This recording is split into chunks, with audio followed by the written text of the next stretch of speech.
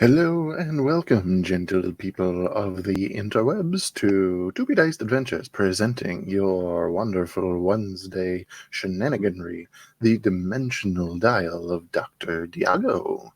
I am your host and dimension master for the evening, Matt, also known as War-Torn Knight, and boy, oh boy, do we have something special once again planned for you this evening.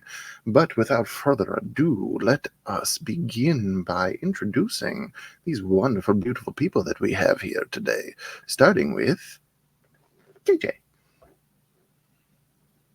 Hello, I'm KJ. You can find me on most social medias at kj.cosplay.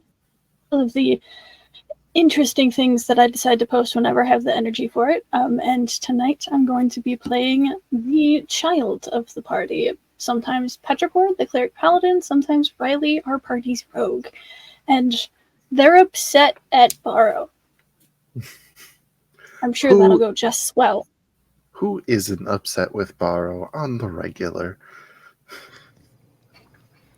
I guess that means it's my turn. Yes. Hello, my name is Taylor, also known as Nerdy Pinup Girl on all social media platforms, mainly active on the TikToks and Instagram. I tonight am playing Xanthi Nightingale, the sorceress of the party, recovering alcoholic, She's not mad at Borrow, but she is panicking considering that she now feels like she is having to keep the party together and the child keeps going off and disappearing, and it's a little terrifying, just a little bit. She's trying her best. Her best. Keyword try. Perfect. And we shall move to the bottom row, beginning with our one of our wonderful guests this evening, Ren. Hello. Hi, I'm Ren. I have stomach issues. I'm going by Ren, Mask Ren on TikTok. And this evening I'm playing Janai, who is a redacted monk who currently is redacted. So yeah, I'm sure that'll be going great. I For as long as can't I'm here. wait. I can't wait until later tonight when we redact it all over the place. Speaking of redacting all over the place. Jail, Matt. Jail. Don't you look Hi. sus down there. You know what you did. Hi, I'm the problem.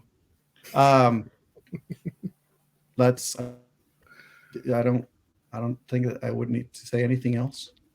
Man of few words needs no introduction. Just is the problem. Yeah, I'm a problem. You can find me on TikTok as Victor_the Story Weaver. If you want to see some of the outbursts of brain creativity turned shenanigans, and I play Borrow, the wandering monk, and yeah. Back to you, Matt. I love that so much, the wandering trauma, because it's true. Coincidentally, the person who actually went into character creation for this campaign and said, I don't want a traumatic backstory. Here we are. That's because Borrow doesn't have a traumatic backstory. Borrow creates traumatic backstories for other people. It seems I didn't read the fine print, and now we're here. He creates traumatic backstories, current stories, and forward stories. We also do bar mitzvah, divorce. We love it. Thanks to gender reveal parties. Perfect. Bucky will fly across the plane with whatever color dust you need. Perfect. And to figure out what type of party Borrow is going to be traumaing all over the place of, last time on the Dimensional Dial of Dr. Diago, the party watched in horror as everybody was kung fu fighting. Master Zurich proceeded to attack Borrow, our wandering monk, for slights that did not know were actually happening. I say watched in horror loosely, as some people decided to stab him. KJ. Anyway, but yes, with much, what's the word that I'm looking for? Telling the party that to stay out of this. So most of them listening, Borrow leading the fight outside to grant an audience to this outburst from a respected master of this monastery, as he allowed this individual to beat him until he was unconscious.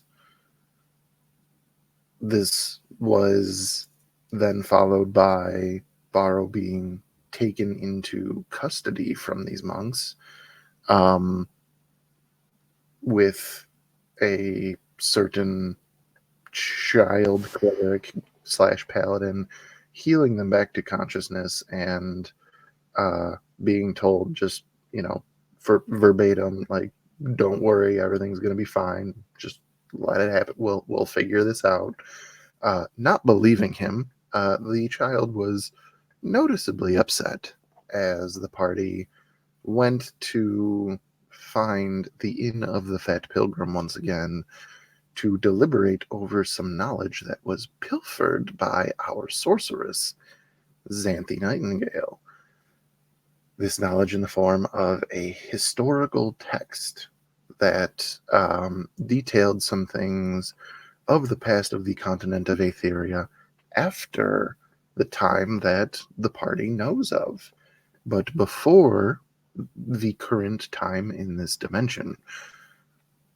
That being those such events detailing nothing short of an event titled Landross's Folly, the events surrounding when an individual by the name of Landross, who happens to be the same name as Barrow's late brother, caused the rift in the center of the continent to open to the elemental plane, creating the desert, the wind-blasted desertscape that we have before us. Everything that has happened since then, shaping this world because of those events. After attempting to find the child as they were needing, in some much needed alone time,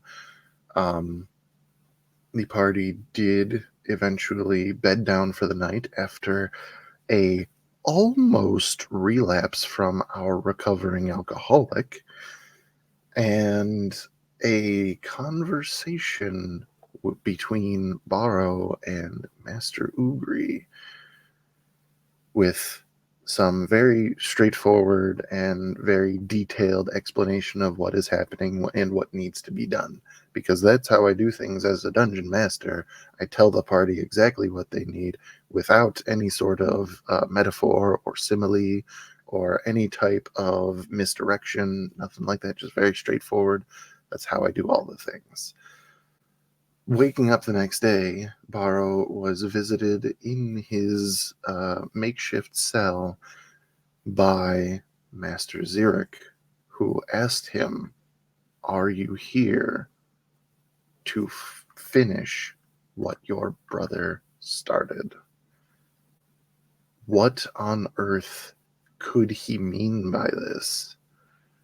What is going to, or what were the details surrounding Landross's Folly? And what does it have to do with a certain mosaic featuring a certain chicken? These questions and more have yet to be diced.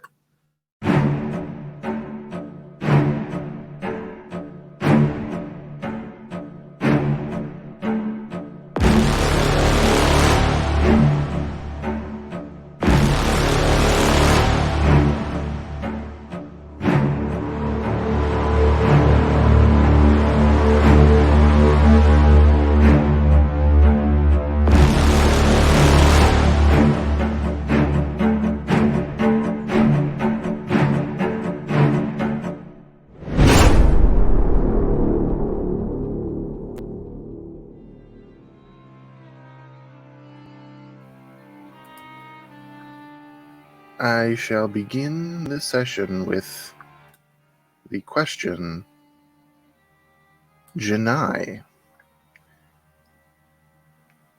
where did you go after the party last saw and heard from you? Right. So, immediately after Janai realized, consequences, problematic, they proceeded to viciously hide for an untold amount of, because they were still able to be in communication with the party. But I don't think everyone kind of needed a moment. Barrow was apparently a very significant portion of the calm, and I don't want to say sanity, but that relation. No, you can say sanity. Oh no, it's absolutely the sanity of the party. Yes, that was clocked. So as the party went off for some respite, I think Janai has been just trying to, and kept an eye on where they took Borrow initially, just so that they would have some information. And then, I think he is camped out of sight of Master Zurich and anyone of that capacity.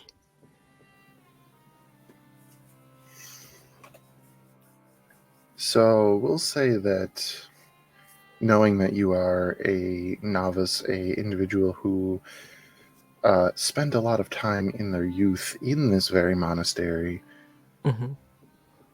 give me what you would define as a good hiding place. You're tried and true. You're absolutely nobody is ever going to find you here. So there are 2 absolutes, one of which is currently swarming with monks, because no one would look for Janai in an archive. That's incongruent. But the other place, there are there's a part of the outer rim of buildings, part of which is a bit of a broken down stable area. It doesn't house any animals, and at some point there was talk of it being broken down and that space being reused.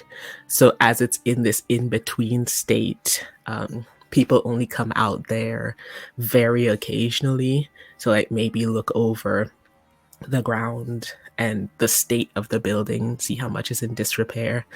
And Janai doesn't use that often, but in times of desperation, yes. Perfect.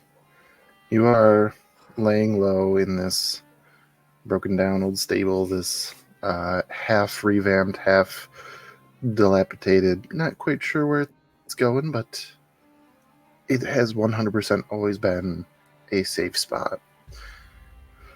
Trying to pick up on what's happening with the monks, what's happening with Borrow, the rest of the party.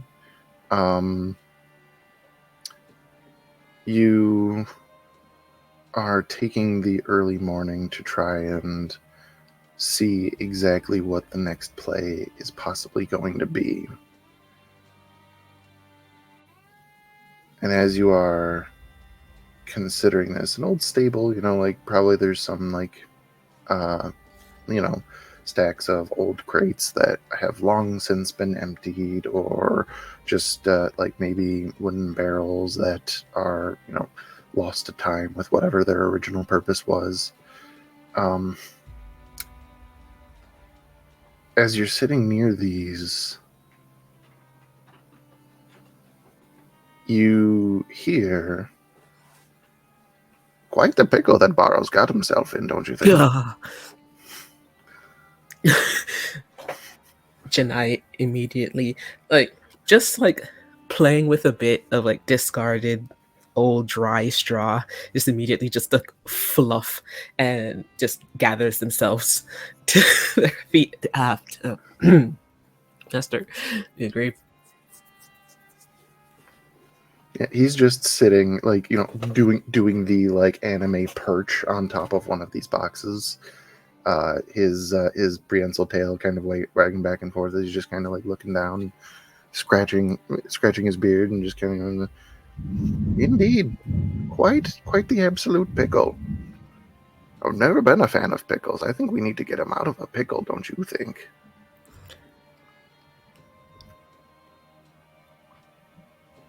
You mean the monk Borrow? Yes, the very same. I don't think there's anybody around currently who also is named Borrow. That would be impressive, to say the least. But maybe perhaps they borrowed his name.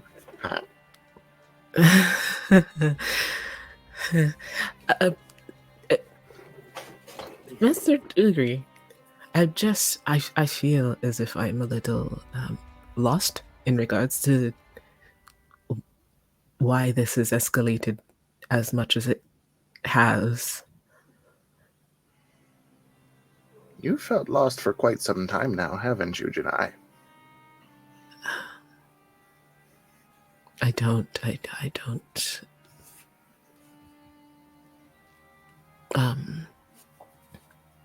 I suppose I am.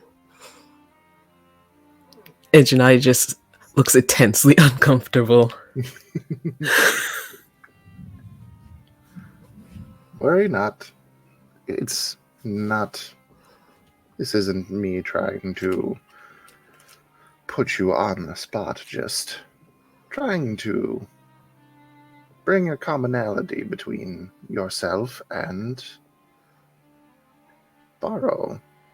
For he's also probably feeling a wee bit lost as well. And he does a very acrobatic cartwheel forward down the stack of boxes to land on his feet on the ground, pacing in front of you. You see, there's a lot of things that are currently happening. Many winds are converging on one point. Metaphorical winds, don't worry. Nothing like that. But eventually, all of those winds will come together. And I think we all know what happens when winds come from different directions with much force and emotion and, well, it's definitely going to be a energetic reaction.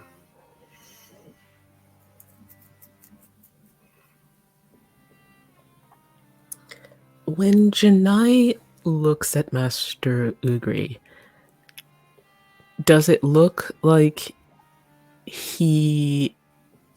that Ugri is seeing them or seeing through them? Seeing through them. Actually, well, I already said it. I was going to make an insight check, but a little late. Cat's out of the bag. Well, probably did it in a way that let Janai know, which is not as alarming as it could be. Janai's hackles lower a bit. Is getting Barrow out of this pickle an instruction? I would never instruct a novice of the monastery to release a prisoner that is being held in some type of contempt. That would be against any sort of protocol set, and to do that as a master myself, that is unbecoming. No. Just, I do believe very shortly the aggressor of yesterday's events is going to be interrogating our prisoner. And I would just like you to be there for this interrogation, and when things get a little out of hand, I would like you to give something to the good master. I see. Am I to know what the something is, or will I know in the moment? Oh, I have it right here. And he turns over, turns around, opens up. And it's like, how much of this is cryptic or not? No. I have something physical this time. I know that's very rare to do these days. But no, sometimes we're practical here. Have to actually give something. And he's going to take out from his pack a very neatly wrapped small box with, wrapped in brown paper with some twine, and just a little box. He's going to hand it to you, and written in very plain common on top of it is to Master Xeric. Janai looks at it, turns it over for a moment. All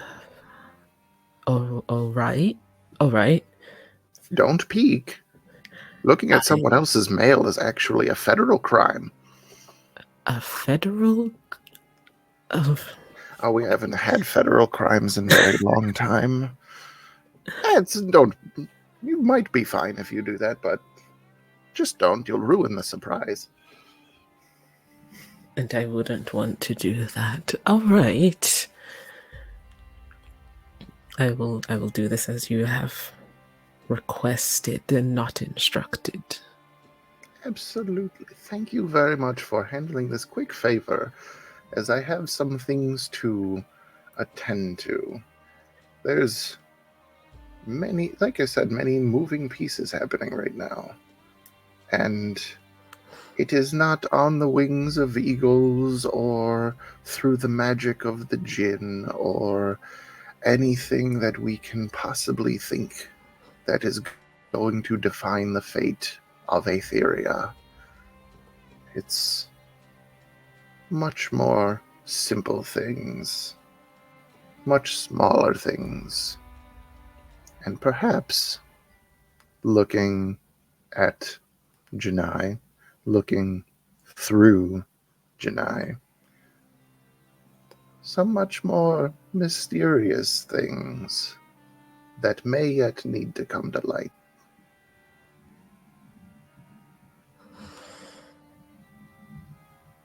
Well, that's it for me. And he just turns on his heel and walks directly out of the stable, whistling as he goes. And as soon as he turns the corner, the whistle stops. Janai releases a full body shiver. And I don't think I'm ever going to understand. I can't. And is going. You'll understand in time. I don't. Why?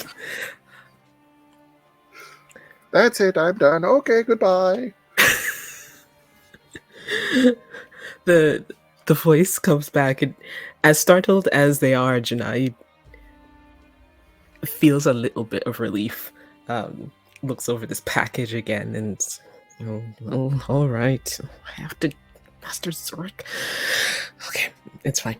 And with that brief connection, I'm gonna give you a chance at something, because I'm the kind of DM that likes just seeing if I can hint to things. Roll me a perception check. Oh my goodness. Let's get some dice in the tray. Let's go. I'm gonna start using real dice because the digital dice hate me. 13. 13.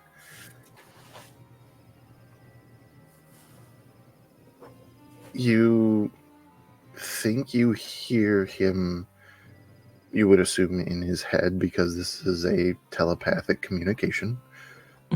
You think you hear him mutter something as he severs that connection. And like with the 13, I'll get you like sort of playing what is it? Not Pictionary, the other one where you try to guess a phrase. Whatever, you know what I mean. Charades? Yeah, that one, charades. You get like 3 syllables, but all that you can make out is the first one being Yan. Yan? Yes. Y-A-N, Yan.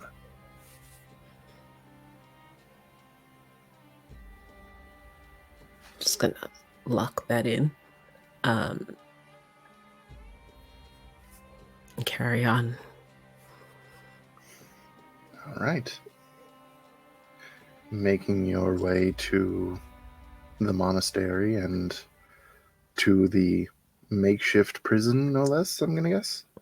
Yes, in a stealthy manner. Let's roll for that. Let's see.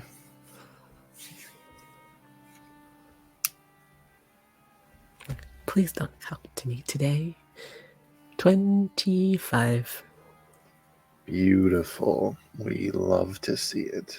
So, you begin making your way to the aforementioned spot. Barrow. You have been left for a week now, out of game, with a question. Are you here to finish what your brother started? I have a question of my own before I dive into that. When Borrow fought the Master, was the Master fighting in the way of the wind style?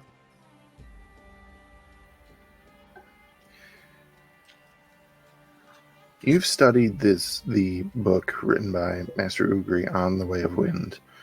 Much as you are a practitioner of the sub-study, the Way of the Leaf, which is more of a philosophy through life and how to apply the teachings of the Way of Wind. There are other sections in there, and there is, in fact, a detailed section of the Way of the Hurricane. And it's how should I describe this? Yes, forms for self-defense or martial art are taught at this monastery. There are several of them.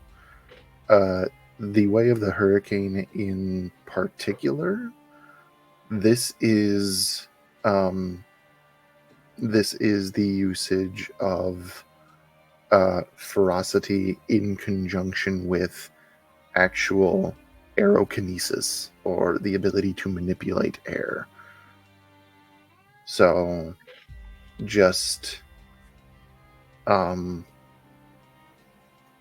you kind of saw him do this, like with a strike against Petrichor that was followed by a very large gust of wind in an attempt to knock them backwards, or deal more damage, or perhaps knock them prone. It's very much so things along those lines.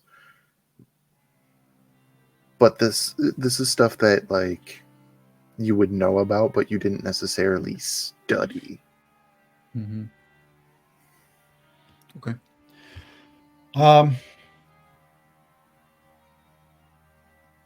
Borrow hears the question. He's just seated on the ground.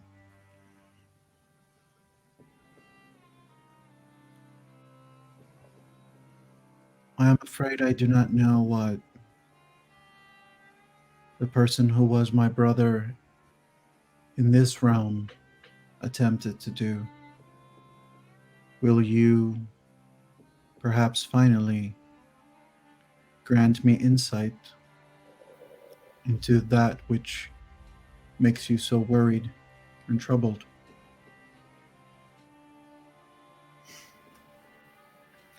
I know Barrow is telling the truth. Let's see if Xeric does. You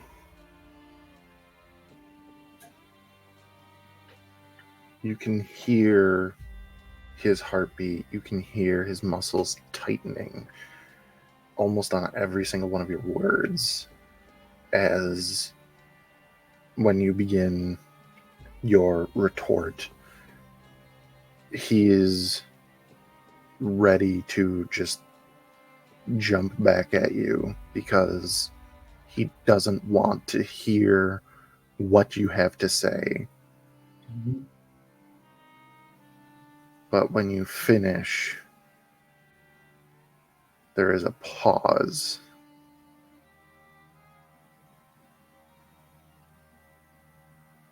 And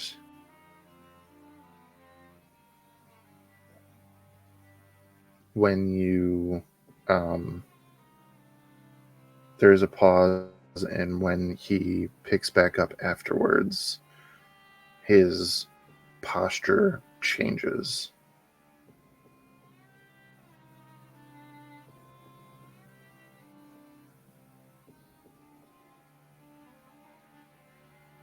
Where or when are you from?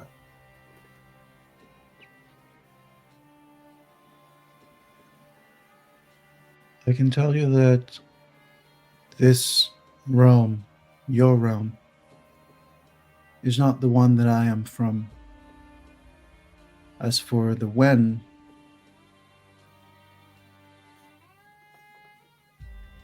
I don't know.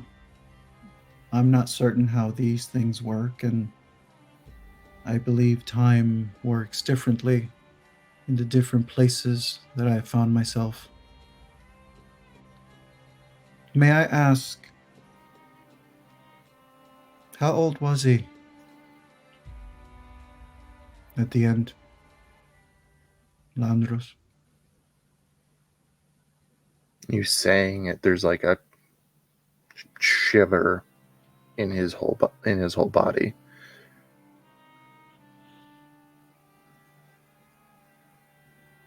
One cannot say. But it happened long ago. A very long time.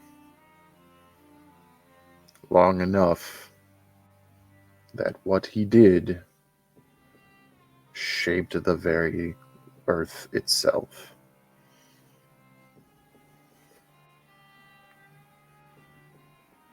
I want you to know that I understand your rage, your determination. You're trying to protect. But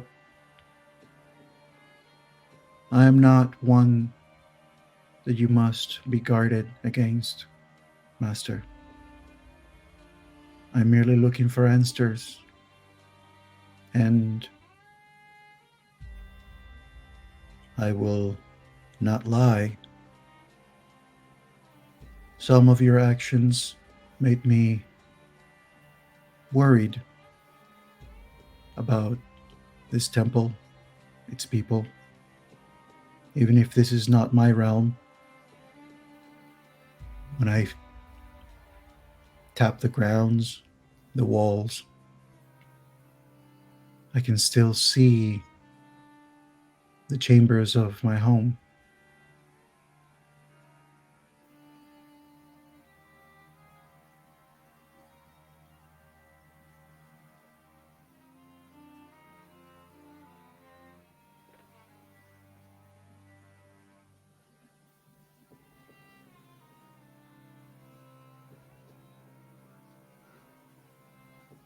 What I did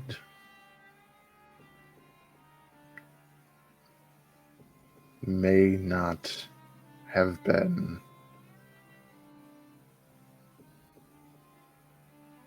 entirely as we instruct in these halls.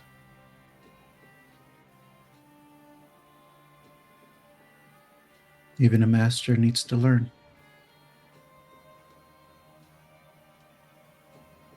Bar, you're blind, but you can see the squint. the eyes narrowing at you. Even a master will do what he needs to for this monastery. And how is a master to know that what they are doing is the right thing?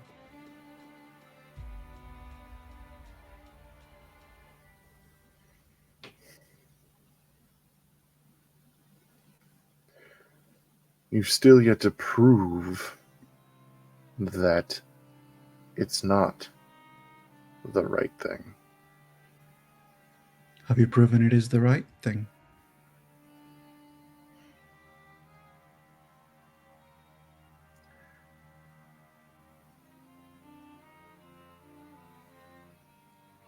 Another monk here says that you and the small one dug something up from these grounds. What did you find? A memory Which from a memory? long time ago.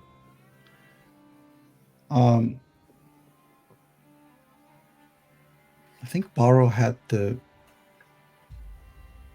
I don't remember. I think Borrow put the stuff back in the ground. I think that you returned the box. I do not think that you returned the weapon. The weapon? No, he didn't. But the box with the little items, he did. I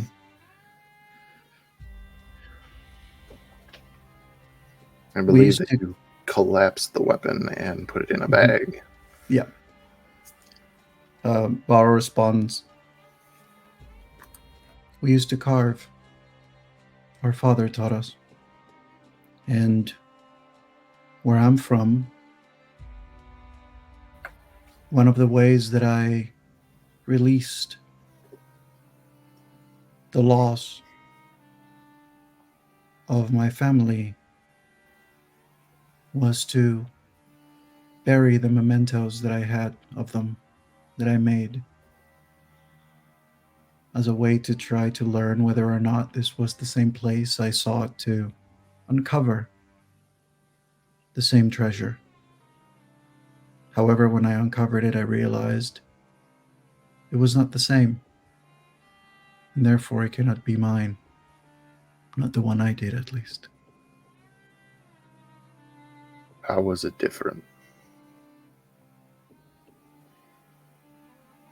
The figurines. One of them was different. And there was a note. One I did not write. What did the note say? I'm sorry.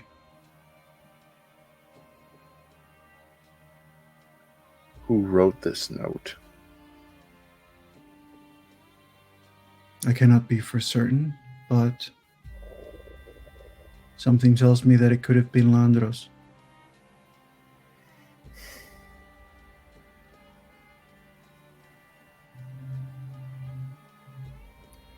He paces back and forth a few times.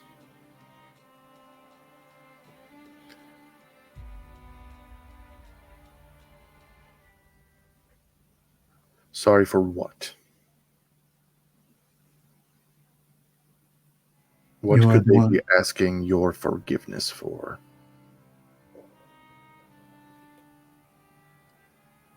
I only know as much as it's been revealed to me, Master. I know that something happened. I know that it was Landross who may have been the cause. And I know that for whatever reason he left a note asking for forgiveness. The reason for it I do not know, for I am not the one who existed here. It is not my history, no matter how close it may be to me. Some of it must be, though. The location of the mementos was. the names. And he pauses for a moment, tilts his head. Do you think we could go for a walk?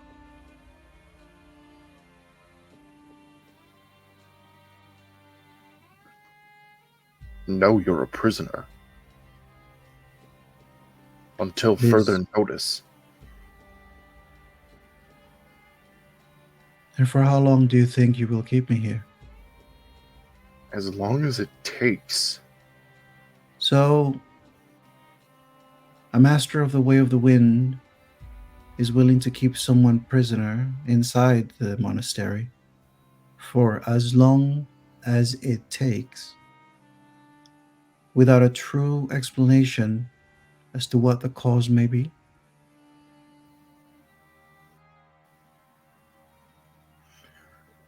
Your brother, Landross, brought shame to this monastery by opening a rift to the elemental plane of air. As your family has had no shame in their life. None. And if they were, would you wish for all of them to suffer the same fate? Just because of a name? Thousands of years later, somebody claiming to be his sibling shows up using the same techniques that he used to change the world. I merely was trying to practice what I had just learned. I doubt that my form was close or anywhere near perfect. And you instructed me that it was something dangerous, so I stopped. There was no need for you to engage as you did. But You've opened the box. I did. You've opened the box, you know what's inside. I do. You can put things back in a box. You can bury that box out back. But you cannot bury the knowledge.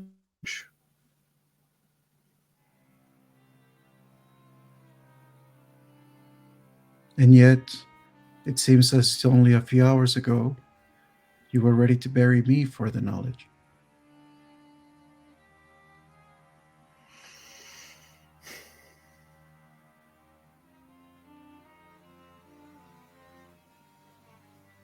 Tell me, suppose that someone else who had to learn the same thing that I showed, but instead of coming to you, instead of showing it, they would just wander off away from your wisdom, your eyes, continue to practice and fall into the same folly that my brother did. All because knowledge was kept from them, buried from them. Wouldn't this just be a self-fulfilling prophecy, Master? Prophecy cannot be fulfilled so long as I stand against it. No leaf can ever be as mighty as the roots of the tree. A leaf, no. Perhaps a hurricane. Even a hurricane eventually stops. And even a tree eventually falls. Indeed, there is no permanence to either of them, only the certainty that eventually they will be gone. And Is your hopefully legacy when going I am to- gone, someone leg- will take my place. And your legacy will be then secrecy, omission, restriction. As far as I know, even though my intention is never for your untimely demise, that knowledge goes with you, does it not? Or perhaps, do you have a novice of your own?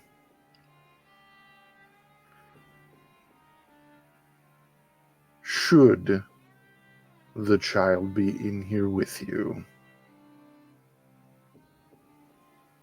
You still haven't proven to me that I should be even here.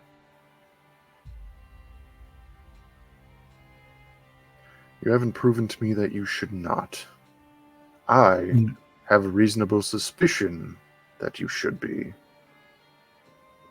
And was your suspicion increased or decreased when you continued to hit me repeatedly in front of the rest of the monastery? Irrelevant. Is it? It is because I say it is. Such certainty.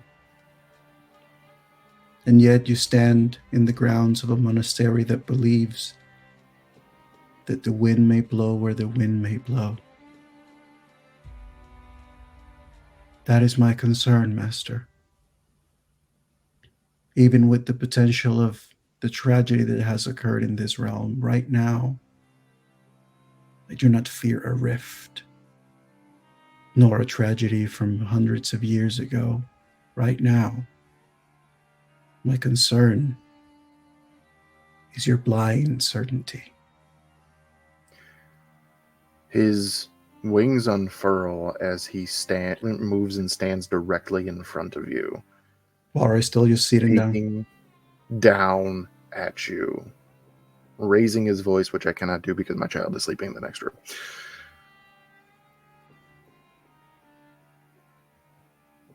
You having this knowledge is dangerous. Maybe other people have it. Maybe they've learned it from somewhere. All I know is that you have it. And until I know that that knowledge will not be used in the same way again, I cannot take that chance. Just you showing up and having displayed this, things have gotten out of hand. Janai. I was about to be. Master Zurich?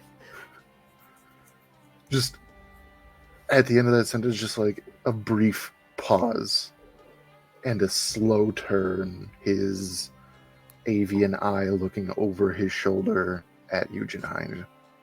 What? I was given this.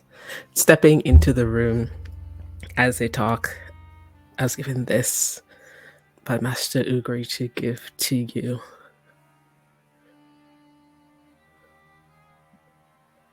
He's going to look back at Barrow for a second and then back at you, his eyes squinting in confusion again, as he gingerly holds his hand out, waiting for waiting for what you have. Janai will step closer to hand it over, and then only to Barrow. Are you well enough to walk? Of course. To run? Run.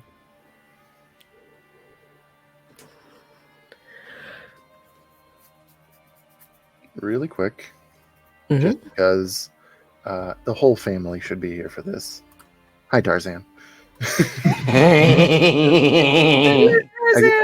I My felt bad God, having to sit your introduction in the side chat. Shush, shush. Okay. I said nothing, just that. I know you didn't, but I love it. I want to really, if I had the time, I would go back and look for all the times that side chat is mentioned but not explained, just so I could be like, people That's what watching makes have me no idea. better. Master Zurich looks down at this box, unbeknownst of the conversation that is happening, and reads to Master Zurich and pulls the twine, undoing the knot. And Laura is then going to be keeping his attention on heartbeat and body. he unwraps the packaging, lifts the lid from the box, and his face becomes more confused as he withdraws a mango.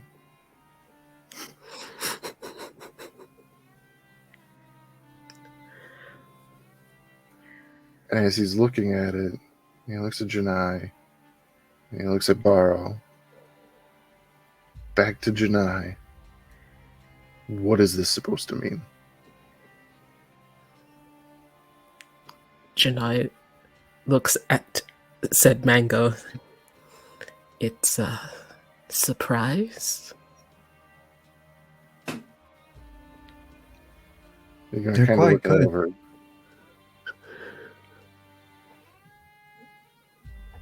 Is this when you tell me you're hungry? Oh, I already had mine.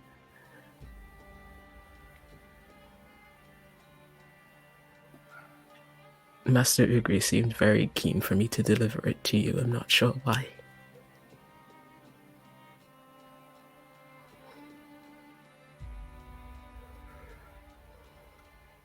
I will never understand that individual.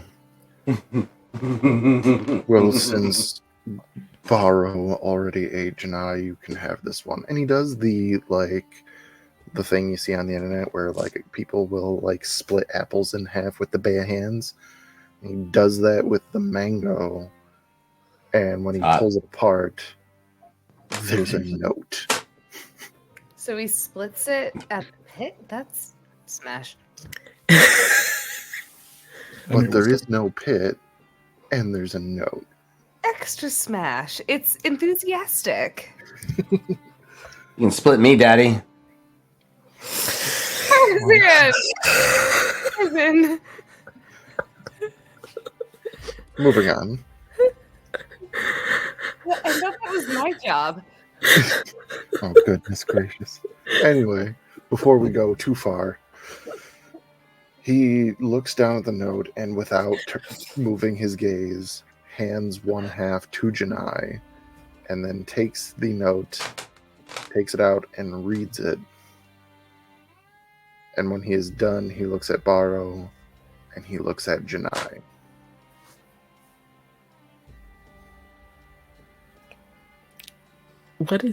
What is his current demeanor saying? Utter confusion with definitely confusion. I'm gonna have an insight roll to see if you can figure out what else there is. Sure. Just gonna.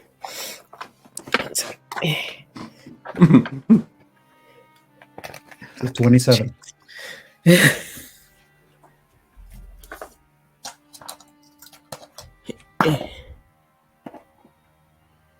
God, even the real dice hate me. That's a 7. 7. Okay.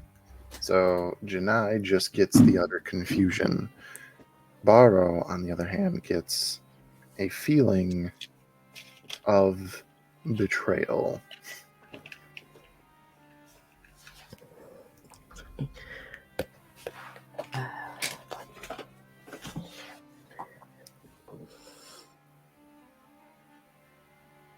When he looks, he turns then to Janai and just says, "Do you know about this? Is this some kind of trick?"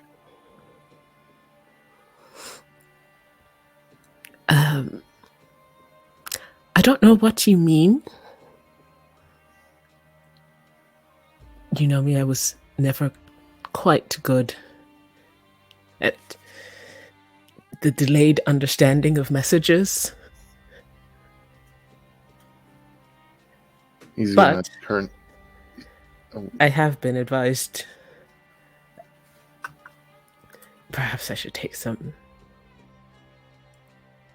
action.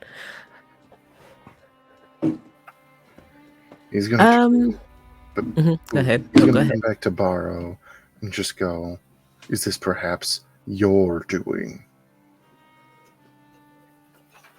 You seem to put a lot of faith in the things that I'm capable of with very little evidence, Master. Perhaps you would like to enlighten me as to what you're accusing me of now.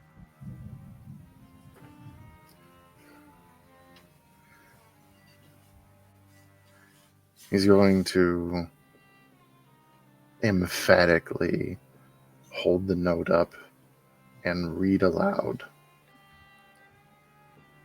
to Master Zurich. Long have we needed an alternative method of teaching the way of wind to our novice Janai. Every technique that we have of teaching has fallen to the wayside, and while they do, how do I want to word this? While they do exemplify the attributes of the way of wind in passion, they do not take in the practice.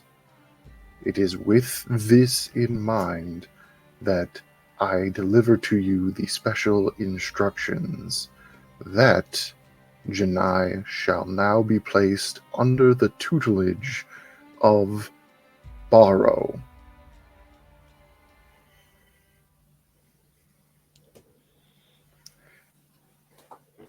His knowledge from a different time, or perhaps different path that the Way of Wind has taken, can prove insightful in Janai's training. And Janai must learn the Way of Wind in all of its forms in order to better prepare them for life outside the monastery. Humble regards, Master Ugri. And you still somehow were able to perfectly replicate his seal. Sorry, can you repeat that last bit? He's accusing you of replicating Master Ugri's seal on the letter. Forgery! Perfectly timed, ESPN. This man is accusing Barrow of so many things without evidence. I say we need to get a lawyer and just... You see, Laura has a moment where he just sort of stands up, stretches a little bit, and then he just goes, Master Zurich, are you accusing a blind monk of forging a seal?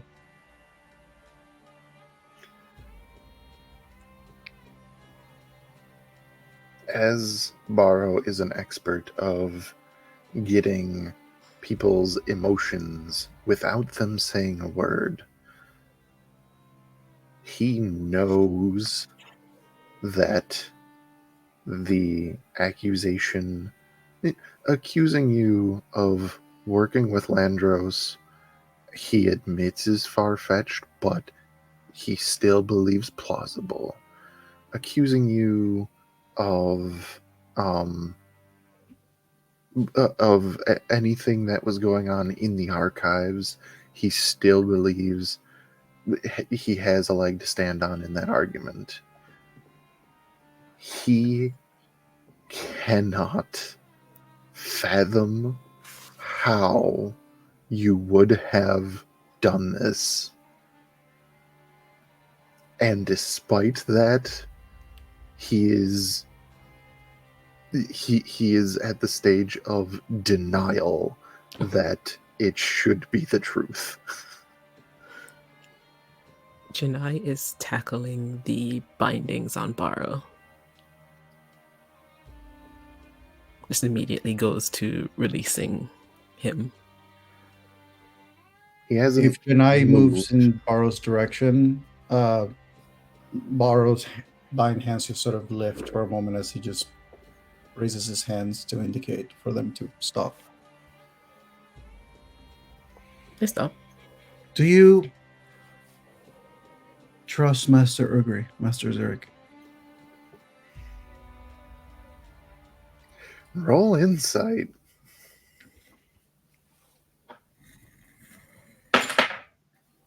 $21.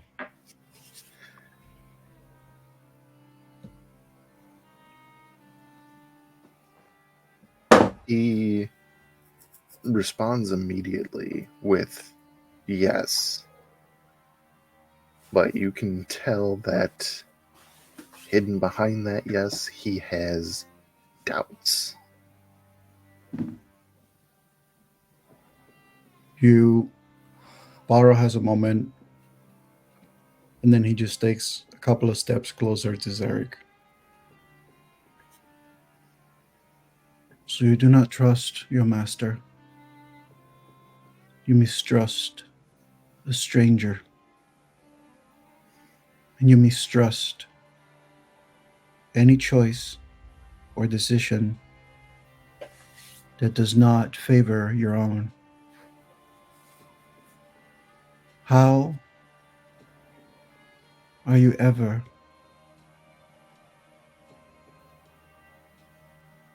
to fully understand the wind if you refuse to let it let you fly?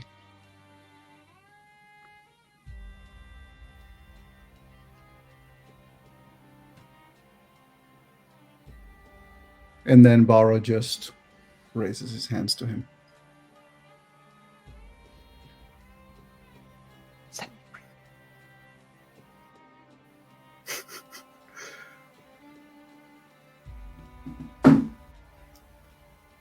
You know, I'm going to go so far to actually say that he raises a hand against you.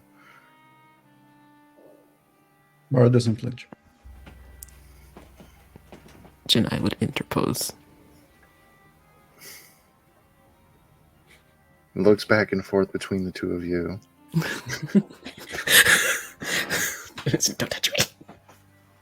His hand in a clenched fist.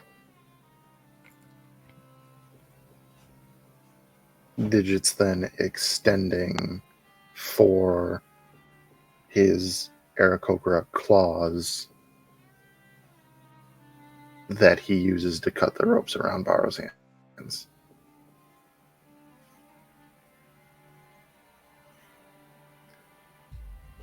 You see Balro sort of removes the remnants of it. Before you can say anything, like as you're removing the rest, he just looks at the two of you and just says, "I'll be checking in on your progress," and then he turns and walks away. Smash.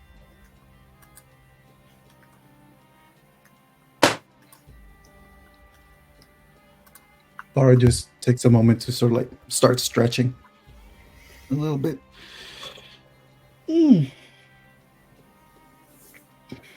That was a lot less trouble than I was expecting. I thought we were going to have to fight him. Something tells me you have been under the apprenticeship of Master Zurich for perhaps too long. Confrontation rarely tends to lead to blossoming when it is presented as the first option.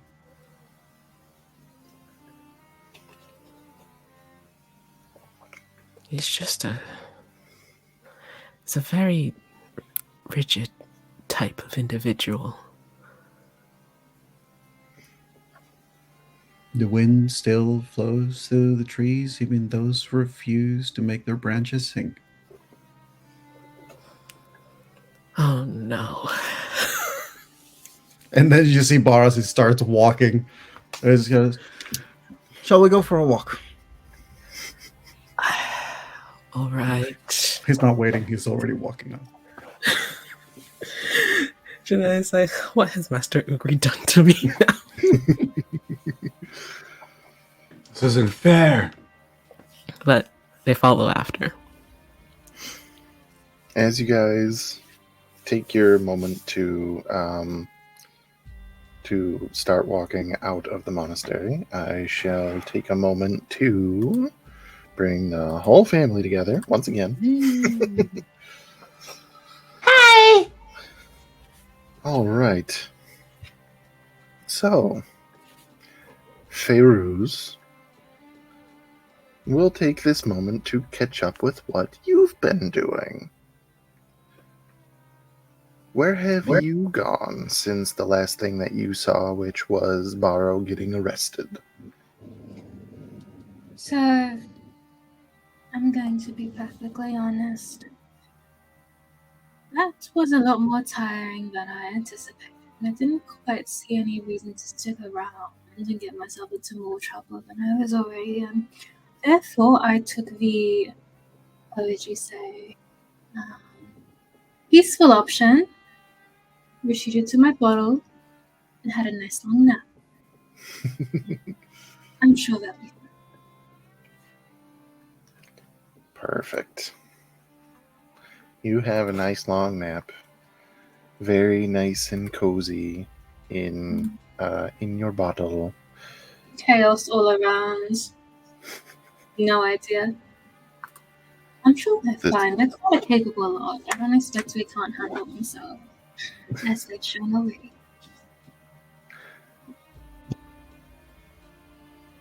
You so this is moving into we have moved into the next day.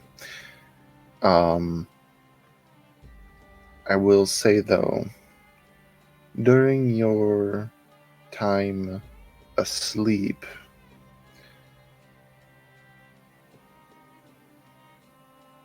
you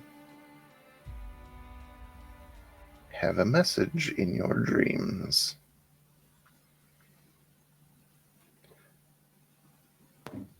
Oh, really? Smash.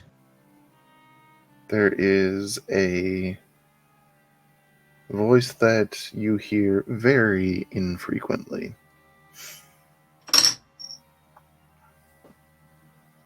Talk to me, Sky Daddy. This voice, very gravelly in nature. Feyruz.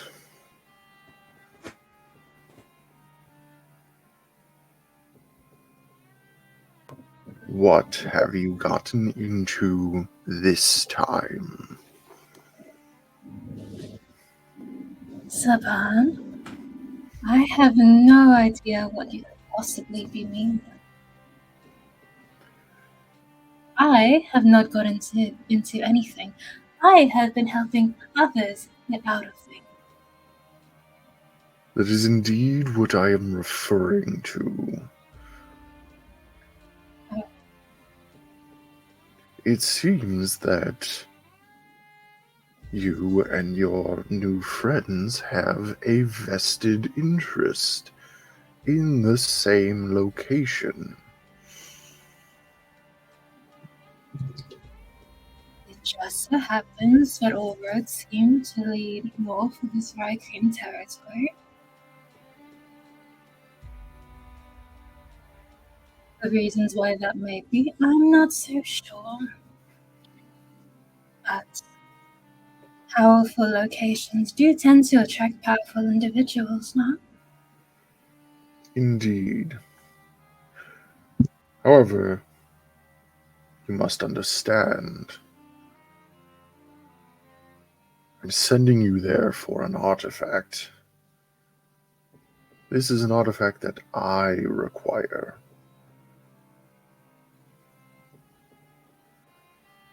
When you bring it to me, I intend for it to be unspoiled.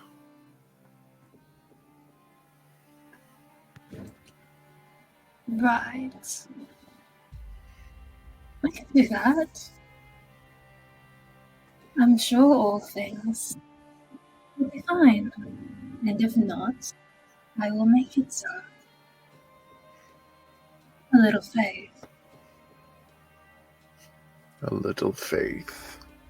Hmm. I have much faith, Feyruz. Faith that you will do what you're asked. Faith that if these individuals do need a powerful source of magic for whatever their machinations are, that perhaps you will do your best to find an alternative artifact for them. Hmm. Perhaps the Thrycreen will have something on the way.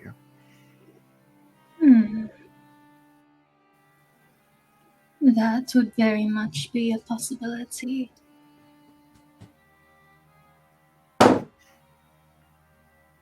in your infinite wisdom, Saban? Infinite, not quite. There seem to be, this is slightly different, a pipe, since it just came to mind. There was some of a lot of the tension's a good word, tension in regards to, I'm not sure even, well, perhaps you would know as a primordial being. There was some tension in regards to the rifts that have been torn asunder over as many eons ago, and the source person who was responsible. I don't suppose you would know anything.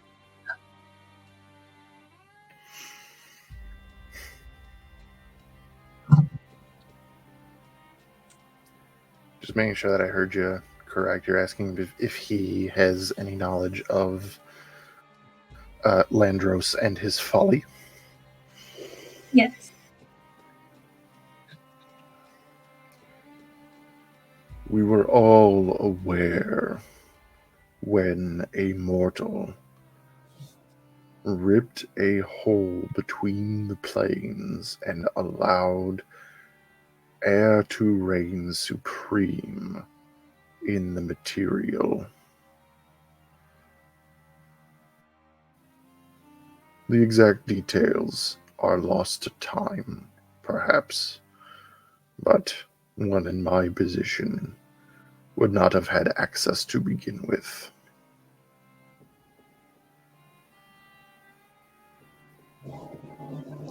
So is ever the separation between sky and earth. Thank you anyways. It was worth asking. Less between air and earth, but the Tao, the Jinn, the genies, for all of our power, as elementals go, we pale in comparison to the Archomentals.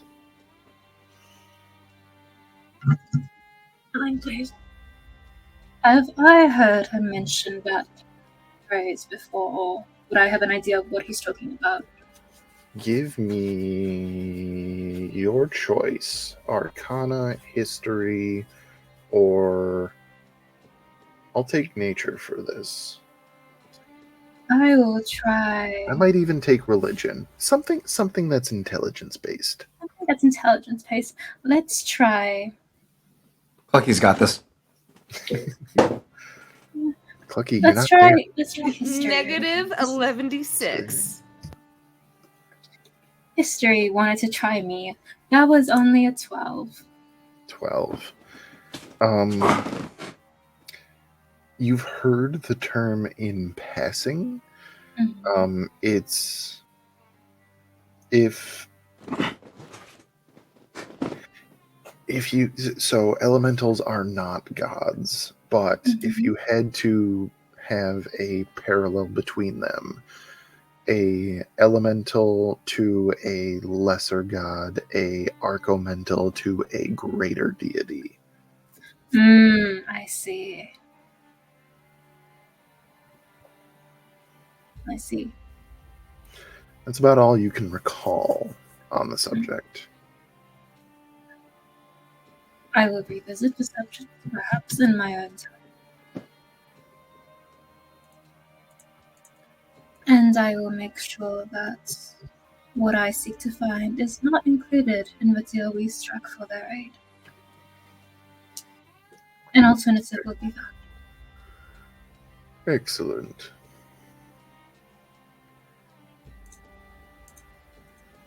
Very well. Do end your beauty sleep sometime soon. It appears that things are happening at the monastery. That's a shame. I was hoping we might have some peace and quiet for once, but I suppose if Janai is back, that's too much to ask for. Unfortunate indeed. We could use some more peace and quiet. Oh, this guy. You awake in your bottled respite, whatever it is. Do you wake up and head directly for the monastery? Honestly, the way I envisioned it, where I left off, where did Barrow get arrested? He was directly in front of the monastery, and when he was knocked out, he had his hands and feet bound and was taken back inside. Okay. In my head, there's just a very amusing visual that when that happens, Severus is bottled and locked, manifested in his large until it sat just on the ledge of the architectural details of the monastery proper, and it had just remained hovering there. He rested. Almost like above and to the right of the main entrance of the monastery. Got it. All right. Knowing that Feyruz, Janai, and Barrow shall soon be coming together, we turn to the Fat Pilgrim, as 3 individuals are waking up. Petrichor, Xanthi, and Clucky. Xanthi would probably be on the ground right underneath Petrichor's hammock. She would have been probably rocking Petrichor / Riley. I know they were kind of in their neutral mode, but she would just be sitting there humming and rocking it until she literally probably dropped down and passed out. And so she would just kind of be underneath the hammock, kind of muttering to herself. Clucky's currently perched in the window. That's why I'm sitting like this. He's just... Oi! Oi! Get away from my house! Oi! Who Oi! are you referring to? I don't know. Probably a lizard. Well, let's see what he's seeing out there. 1 second. Yeah. That's a 16 plus his perception, which is not bad for a chicken. 22. Then he knows for sure what it is. It is a dog. He doesn't like dogs. Yeah, he doesn't like dogs. So yeah. Oi! Oi! You little furry bastard. Get away from my house! It's just wagging its tail and looking up at you, whining. I'll fucking kill you. It whines more. Hey, oi, rookie one. There's a 4-legged bastard out here. He won't stop wagging its tail at me. Should I kill it? Oi. Oh. You awake. Xanthi wakes up upon hearing him mention just something about some 4-legged bastard. And Xanthi just kind of goes, Monster? 4-legged? What? Clucky, what the... And she's going to take a moment. She's like, wait, we're in the tavern. Clucky, what the fuck are you talking about? You just see Clucky perched in the window, like, scrunched up like this, just like... Oh yeah, there's a 4-legged bastard. They always like to do a lot of barking and yelling. So, but Xanthi's going to take a moment as she just takes a deep breath in. She goes... Oi! Clucky? Fuck you! Clucky? Stop. Clucky, we're in town. Stop yelling at random strangers and random strangers' dogs. People are just in town. Oh, yeah, that's what they're called. Dogs, yeah. Clucky, just let people do their own thing. The last thing we want to do is attract more attention right now. Barrow's been arrested. You are a giant chicken perched on a windowsill looking down at the city below. The last thing we need is to bring more attention to ourselves. Will you please come inside?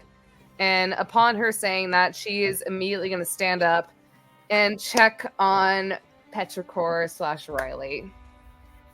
Oh, they're awake. Where are they? Still in the hammock. Or are they? No. Substitute jutsu. What state are they in? Can Xanthi tell that they have the same expression as they did the night before, or who has come forward? If not, The only reason you can tell it's petrichor is because of the look on their face. And it's the same one that they had when they were walking back to the inn after Burrow got arrested. Except this time, it's less fear or sadness and more of anger.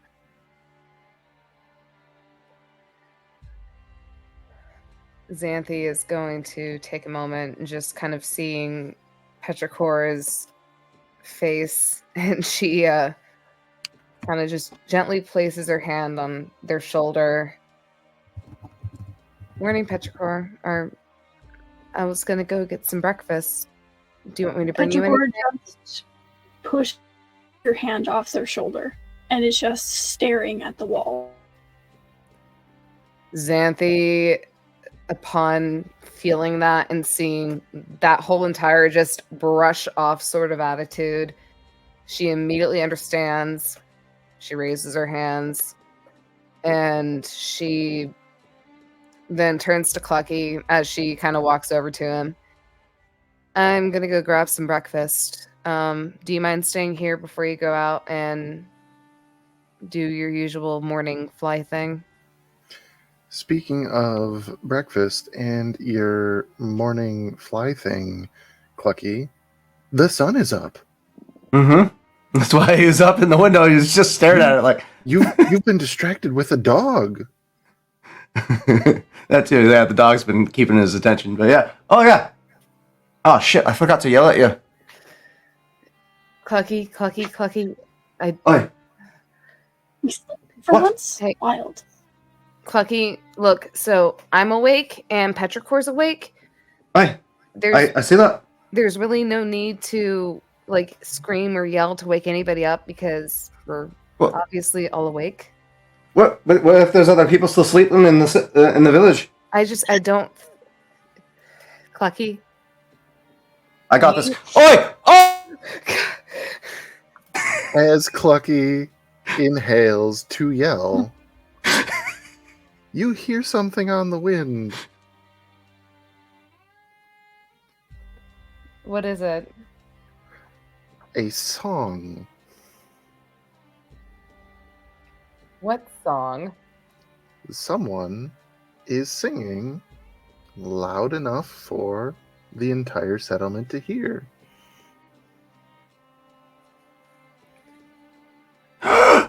Does it sound familiar, or do we have to make a wisdom saving throw of some sort? Like, I'm sorry, the false hydras terrified me from this point on.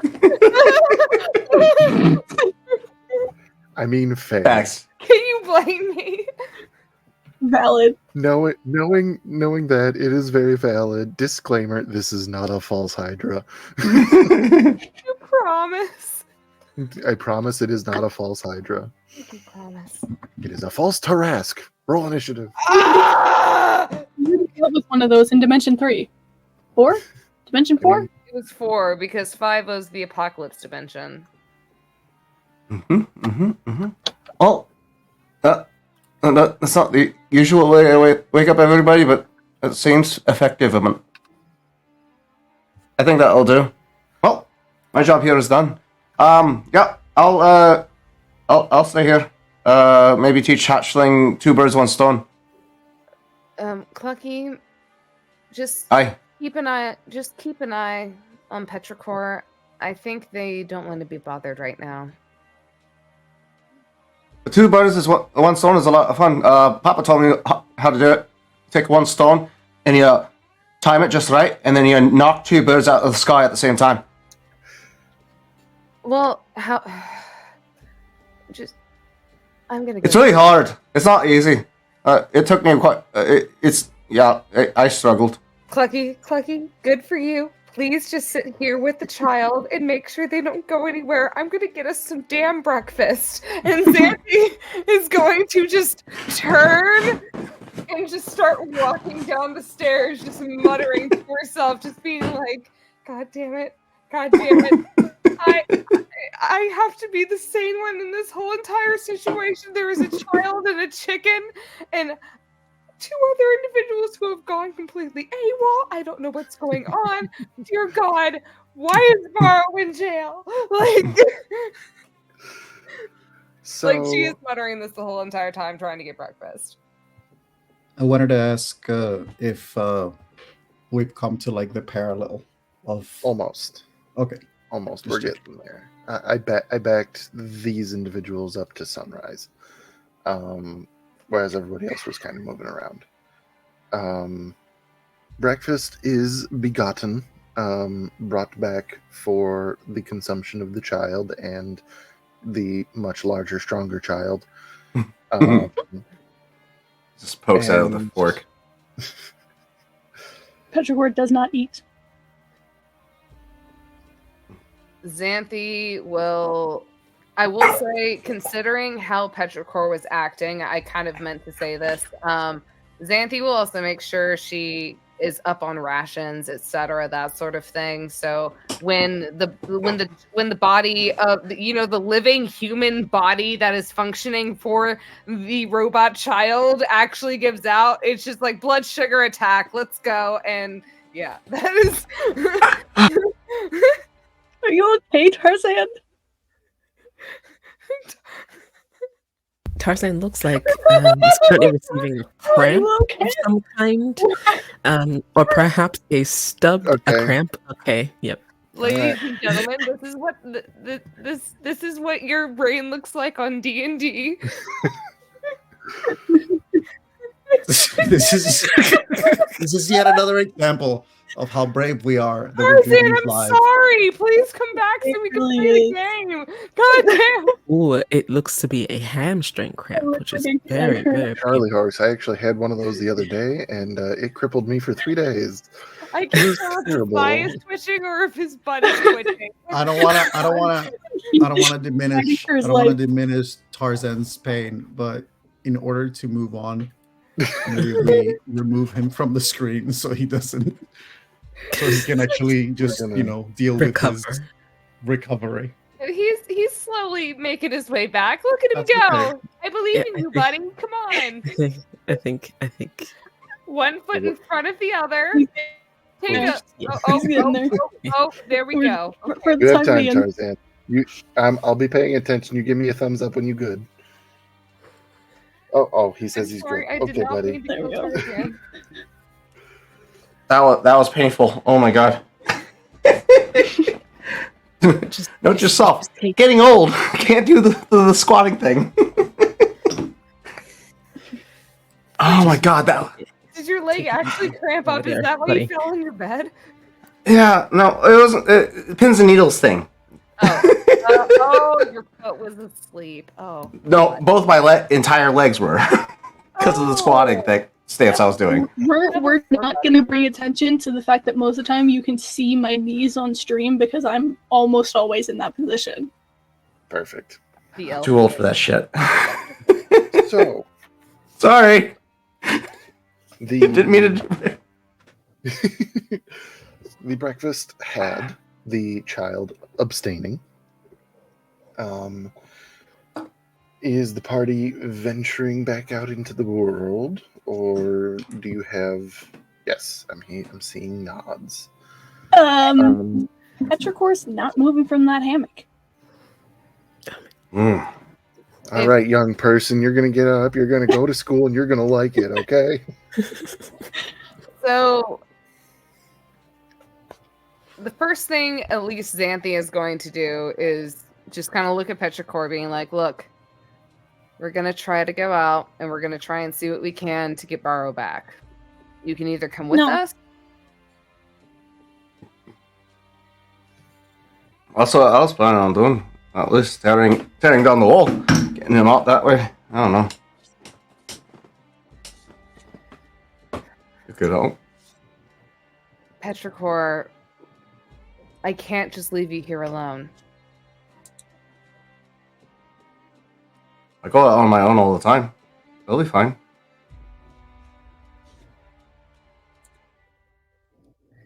Clucky. Especially how we can talk into each other's brains if we need anything. Well, I'm not putting it back on until he is in front of me so that he can talk to me to my face.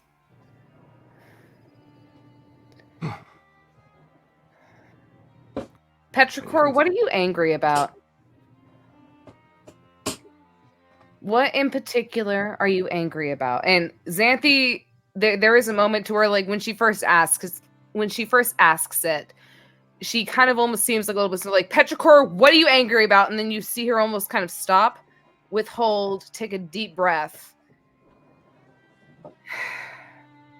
Petrichor, why are you angry at Barrow? Well, all of you have told me that I need to try to communicate my needs and what I feel like is right. And I did that. And every time I did, since we've gotten here, I've been told no. Or I've been told that I'm wrong.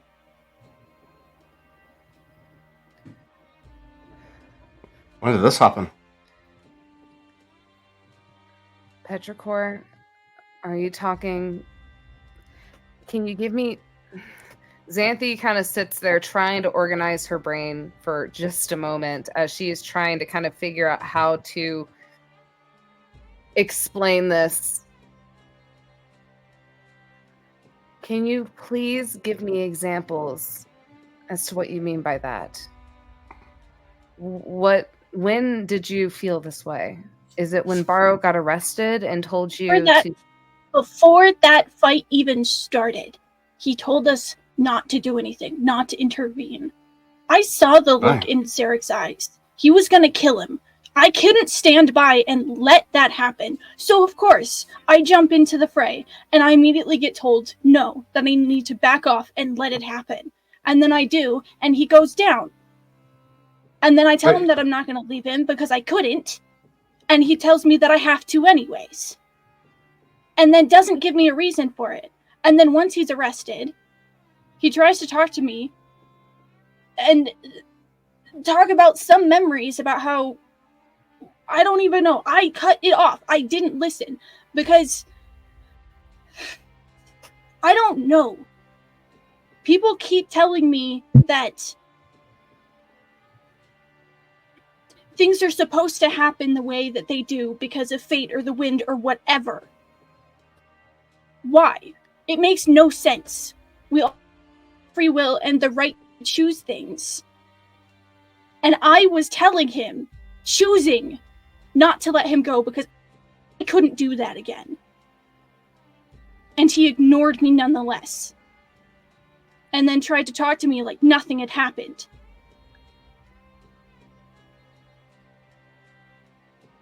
Xanthi just sits there for a moment. He didn't ignore you, Petrichor. He did.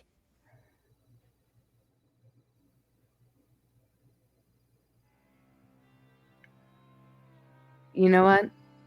You're right. I'm not one to tell you how you feel about a situation.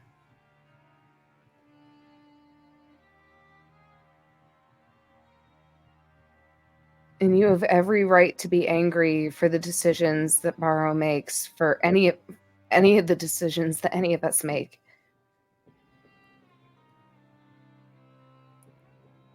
But if you were in the situation that Barrow is in right now, trapped, do you think he would sit here and be upset or angry, or do you think he would pursue and try to find you? He wouldn't have let me get trapped in the first place. But he's telling me that I have to do the opposite. How is that fair to me? It's not fair to anybody, but sometimes hard decisions need to be made, Petrichor. And it doesn't mean that those decisions are final when they're done in the first place. Sometimes bad things happen before things get better. Trust me, I know. And if there's one thing that I have learned throughout this whole entire journey with all of you, after not trusting and being horrified the whole entire time I've gone through this whole entire experience, is I know I can trust Barrow, I can trust you, and I can trust Clucky. Even if it doesn't make sense sometimes, even with all the riddles that blind, crazy old monk spews all the time, it somehow ends up making sense in the end. And you have every right to be angry and pissed off and feel the way that you feel. But it doesn't mean you shouldn't take the time to try and understand what he has been trying to do this whole entire time. It never makes sense at first, at least for me. He's had a plan. Fine. Let his plan run. But I'm staying here until he has the balls to come back and talk to me. Well, I'm sorry, but you have to come with us because I'm not leaving you here alone. Well, I'm not going. Petrichor, I respect you and your decisions. But please understand, the reason I'm asking that you stay with me is because I don't know. I am already horrified that I can't, with Barrow being gone, I'm already horrified that I can't keep this party together, that I can't keep this party okay. And I don't know if I can protect you if you are too far away. If you are somewhere else that I can't stop if something bad happens in a world that we know nothing about. And the only thing that I know here and now in this whole entire fucking wasteland of sand is you guys. You, Clucky, and Barrow. I'm not trying to be overdramatic. I'm not trying to seem selfish. But I cannot leave you here alone. Because if anything happened to you, I would never fucking forgive myself. Then figure something out. I'm not going.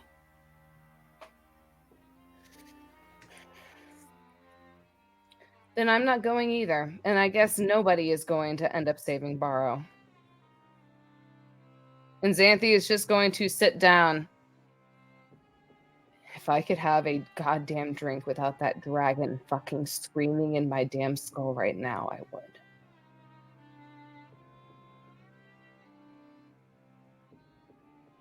Well,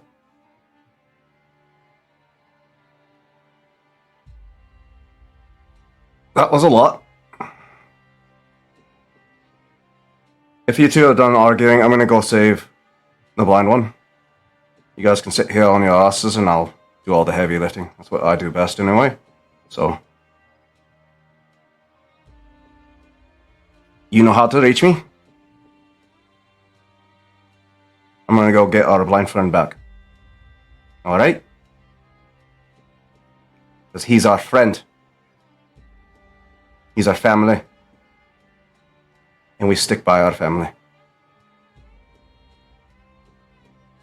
I would have hoped other people would have agreed with us on that.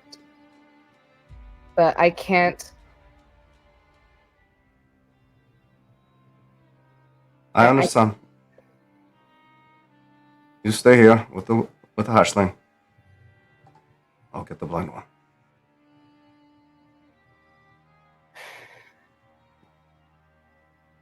Make sure you keep your piece in your ear, Clucky, and let us know what's going on. Just remember, okay? Well, if I get in any trouble, you'll be able to hear me. Just do the tappy thing. I did it. Could hear you. Clucky, let's try to avoid the tappy thing as much as possible, unless for absolute emergencies. Actually, just how about instead, if there is an emergency, you just contact me and we'll try our best to be there as soon as we can. You got it. And he just flies out the window. Xanthi is going to Because, god damn, this is so difficult because I want to go after Borrow so bad, but Xanthi is not going to leave the child, and she knows that she can't fucking... I know it's still petrichor and your acrobatics aren't that good, but I'm not going to force that shit on the baby. I can't. It makes me so angry because Xanthi gets it. Ugh. But Xanthi is going to sit on the ground and just look up at the hammock and just wait until, and just look at petrichor. If you want to talk, I'll be here to listen. We've nothing to talk to you about. Well, that's fine then. But just also know, I don't know when Barrow's going to come back. But we're going to try to get here as fast as... We're going to try to get him here as fast as we can. I just wish we could all bring him back as a family. Just listen for the sound of crumpling concrete. Oh dear God. A building comes down. Oh, it seems Clucky got Borrow.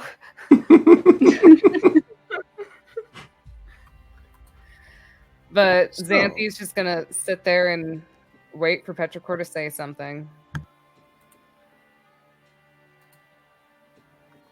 Well, that head shake tells me that it's going to be a long, quiet sit. Meanwhile, Clucky, Hi. you fly towards the monastery. The monastery where Feyruz has shown up. And shortly, or just before you could see on your arrival, the front doors open and out walks Borrow and Janai.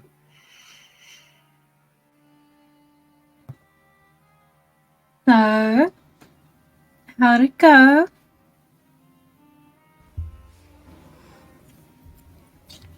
It appears as though Master Ugri has given me a student, says Balra as he sort of tilts his head in Janai's direction. You said Clucky arrives at the same time? Yep. Oh, okay. So yeah, Clucky comes in for a hasty landing, coming to a grinding halt in front of everybody. Hi! Yeah, I thought I was going to have to tear down the whole monastery to get to you. I did say I was coming back. Please don't. And Yeah. then the Borrow takes a moment to reach to Xanthi through the earpiece. Say, Xanthi, just wanted to let you know that I am out. Clucky is here. Janai and Feyruz as well. We'll see you soon. Hello, mind speaker. Xanthi is still just sitting there staring right at petrichor, making sure they're not going anywhere as she just responds back in her mind. Please come back here and speak to this child. To your child. Because Xanthi has she has gone like beyond what she is capable of doing with trying to reason with people, let alone children, which are like undeveloped, unexpected people. They're like small drunk people. They're terrifying. And so Xanthi is just like, please just come back here and talk to petrichor. They are furious with you, and I can't even reason with them. This is the proverbial mom telling dad, go get your kid when they get out of work. No, this is Auntie witnessing like a full-on like toddler meltdown. And it's like, come get your child. I was not paid enough for this. You were paid? She can't even have a goddamn drink in this situation. But yeah, that Xanthi is just going to be like, please, just this child is furious with you. You need to talk to them. Well, it's good to see you, Mind Speaker. When D1? Don't know where the fuck you've been, but hello. Mind One? Hatchling is upset with you. We need to get back fast. So I hear. I guess we shall be Right. returning to the tavern. You can hear the hatchling all the way from over here? No, Xanthi just mentioned it. And I will mention, Xanthi does not mention to Petrichor that Barrow was coming back because she does not want them to have any sort of preparedness for Barrow coming back. The element of I'm surprise. just letting you know I am doing this on purpose. So the baby does not know unless the baby can infiltrate Xanthi's mind. And if they do, I am so sorry. Hey, KJ, you remember that secret thing that we said Petrichor picked up from Raven? Make 3 wisdom saving throws. I'm gonna say Borrow has a moment where his attention goes to Janai and Feyruz, and Clucky as well, as he just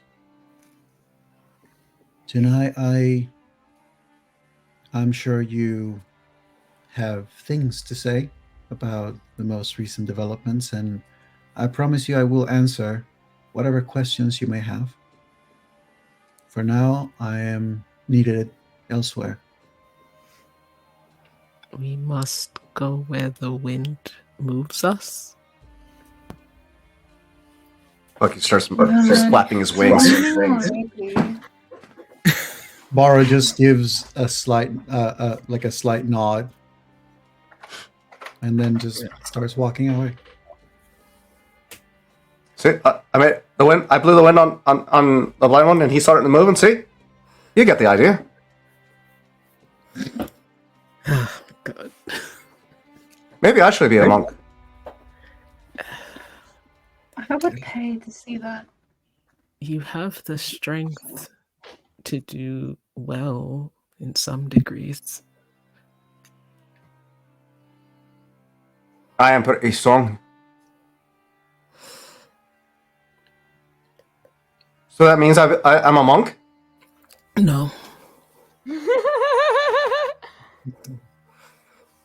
It distinctly does not. Finally, somebody telling it to Clucky like it is. No, that's not what that means. No. No, I need you to understand you are not a monk. And don't think that ever again. Seeing Barrow walk off and looking awkwardly at Janai and Feyruz. Oh, bye! He just takes off flying.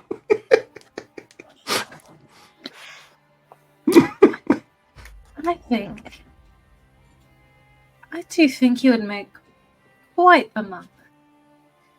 I don't know about a good one, but quite a monk. And then there's just the soft little jingle of bells as Feyruz follows after Barrow and Clucky. Janai will follow, for lack of anything better. And also, I have to go. Thank you have a very good much shift. for sticking around. Bye, We'll see you next time. Yeah. On the next episode of Dragon Ball Z. Janai is there, just stealth Janai in is the shadow, in the corner. Breaks Barrow out of jail, disappears. So I know that I'm your student, but peace. I'm your student, but I'm not going to be here for the lessons later. That's literally what they do in the monastery, though, isn't it? I Like, mean, they specifically said that. yeah. Ooh, we're doing the learning thing? No, I'm going to go over here. Library? No. Without putting it off any longer, the party reconvenes at the room in the Fat Pilgrim.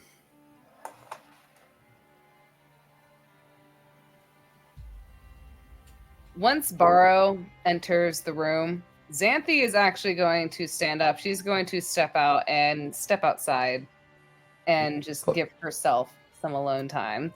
Because just Cluck. no. Clucky's gonna land on the what's those windows called with the little rooftop over top of them?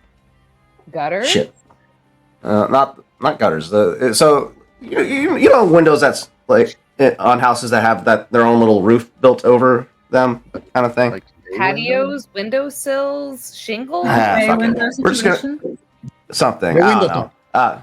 A window topper thingy. He lands on it and just cranes his neck through the window and he's like, "Oi, guess who I brought home?" Xanthi Bye. she's ordered herself some tea and she is just sitting out front, just kind of leaned against a wall, just sipping tea, grumbling to herself. Yeah. Clucky, knowing how things have been progressing this whole fucking morning, is going to go find some kids to go play with because he doesn't want to deal with this shit. Noted there. Feyruz. To be fair, I have no idea what happens in the whole mental conversation, so Feyruz is just following after Bar. He would ask once they got into the room and Xanthi leaves, Clucky leaves, and it's just Petrichor, he would turn to Feyruz as, "Do you mind giving us a moment, please?" Sure, do you want me to blow away anyone who tries to come inside? Blow. I doubt that will be an issue, but yes. Consider it done. So now I get to do two things. I get to put myself on mute, and I get to just do that.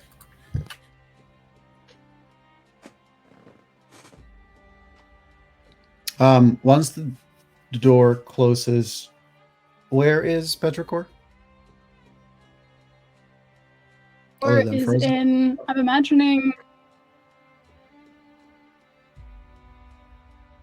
imagining when you walk in the room, the corner to your left, there's a hammock that's hanging that they're sitting in.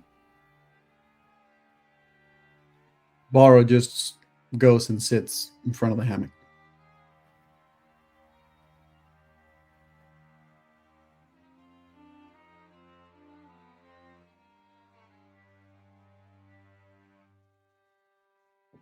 I presume you have things to say.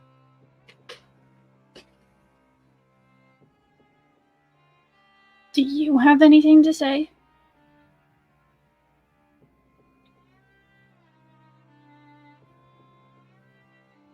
I can say that no hit that Master Zarek landed on me could ever hurt as much as every time I thought about the suffering that I caused you.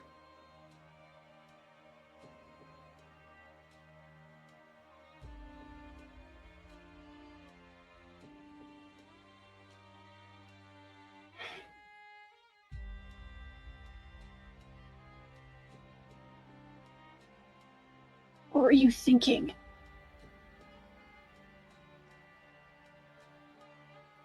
I was thinking that I was in front of a monastery that was once a home, facing the ruling of someone who may not truly understand what it stands for. And I had to desire to do my best to prove that their way was not the right way.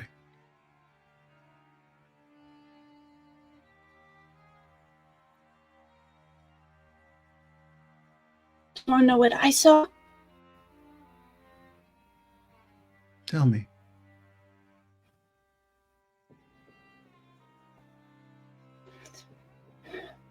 I saw an individual with a rage like Clucky's, directed at someone I care about, with the intent of harm, maybe even to kill you. And the moment I tried to step in to help, because that's what I do, you told me no.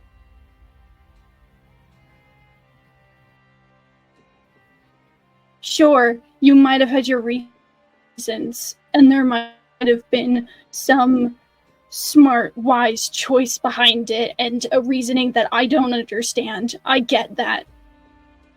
But from my perspective, I watched someone I care about beaten until I'm assuming unconscious.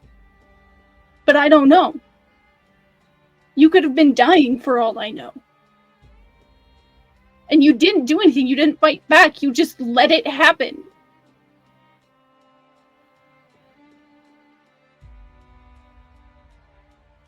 Would you have wanted me to fight back?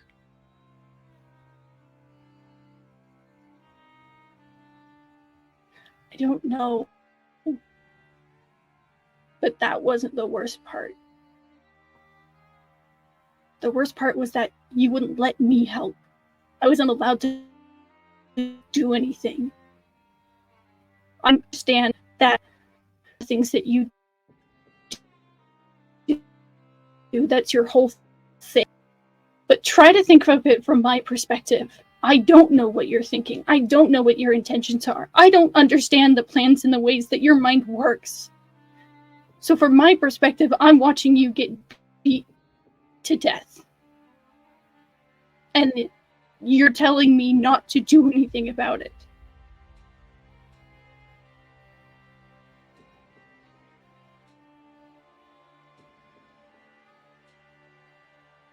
I am sorry, Petrichor. I know that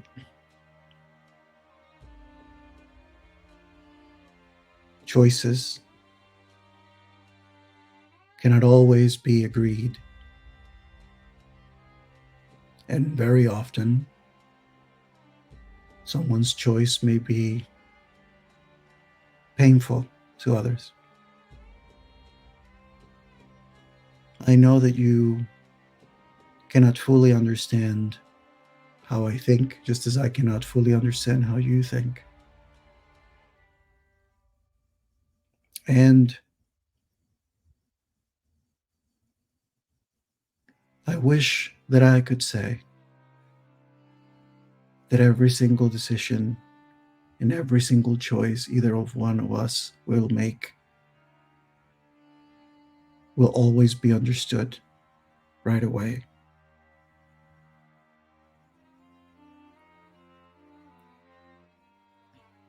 But I don't know if that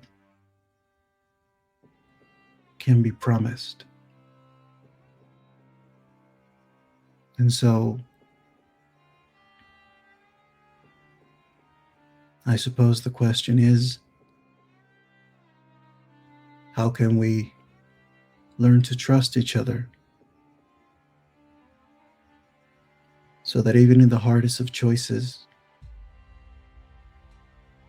we can trust the request of the other one?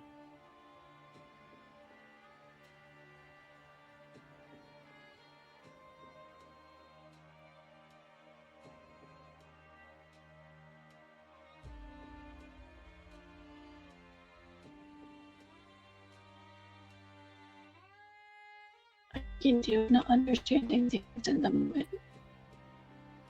I do it all the time. I don't understand most of what happens or what people are doing.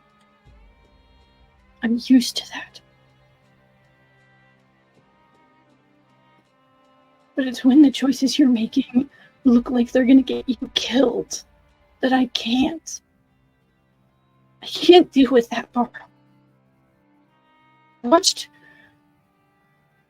not very many people die in front of me, but every time I haven't been able to do anything about it.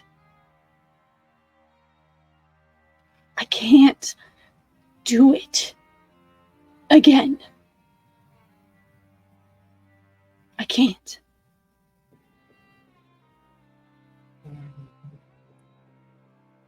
Are you angry with me?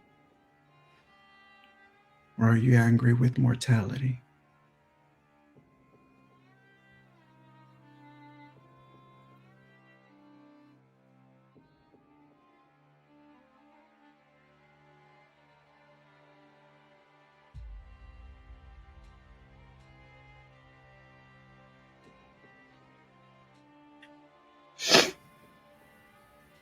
mortality is a part of life. I understand that. Being someone who is attached to the literal goddess of life and death, I get that. It has its place in the journey of life and the transitory period between that to your afterlife. That's not the problem here.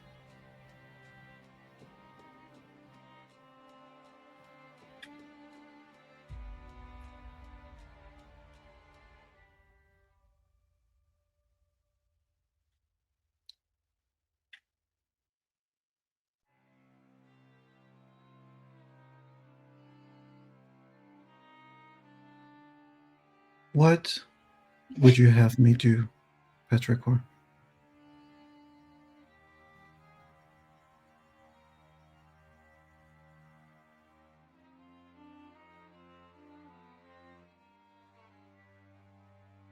Listen.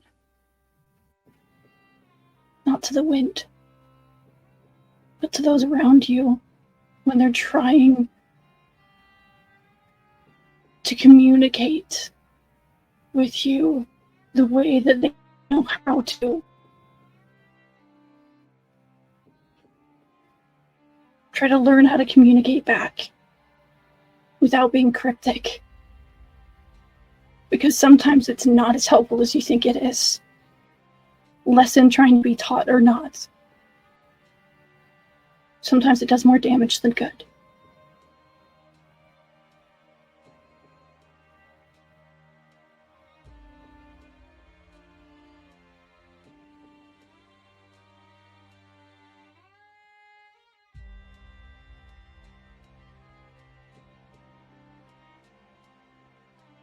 That comes from both me and Riley.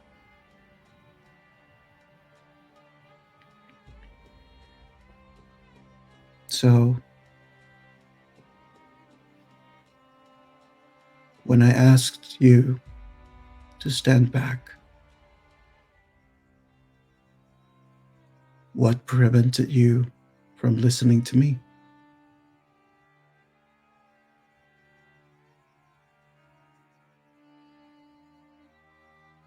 The look of anger and hatred and murderous intent on your attacker's face. I've learned to read those really well.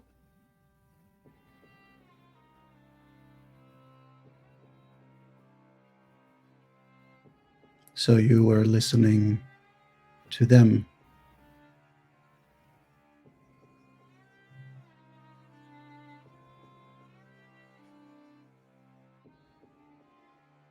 I try to listen to you as best I can.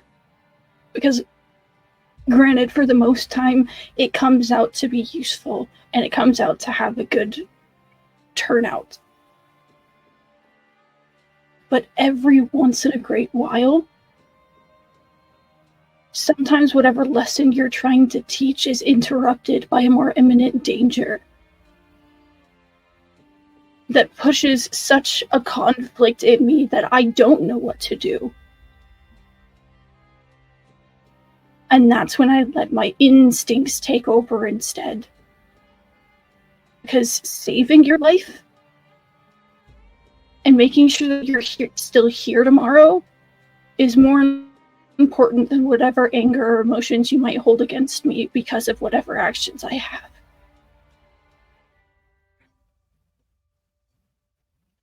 And what happens if one day saving my life may mean the death of many?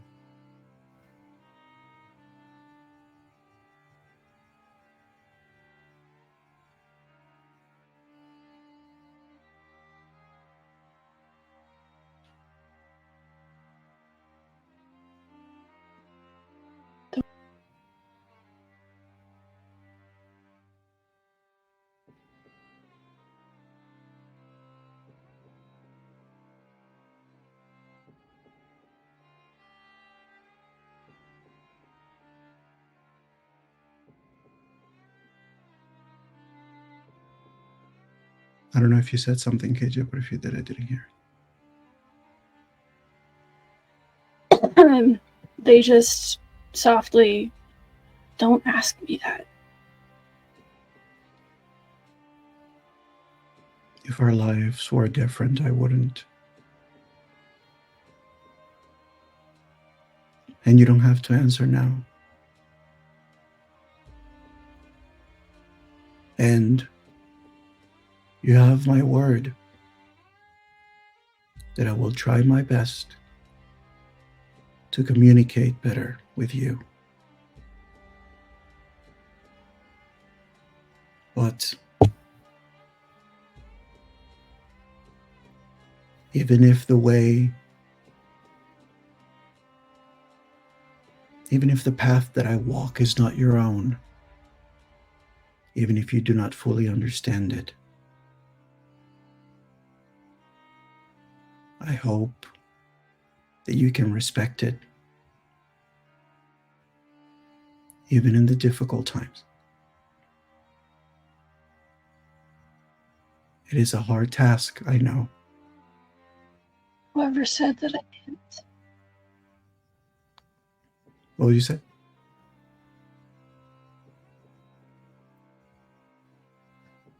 Who said that I didn't?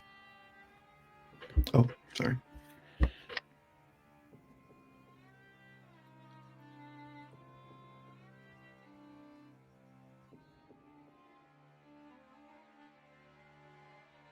We only heard who said I, and I think, and then it Who cut off said I after did?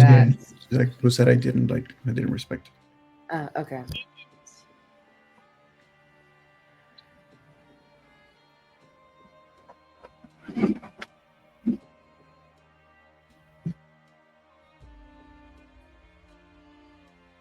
So,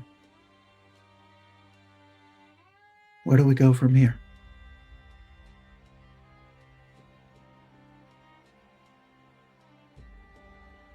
I didn't think that far.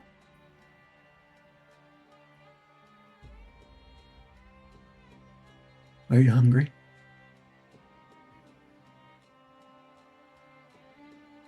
A little. Have you ever had a mango? Go.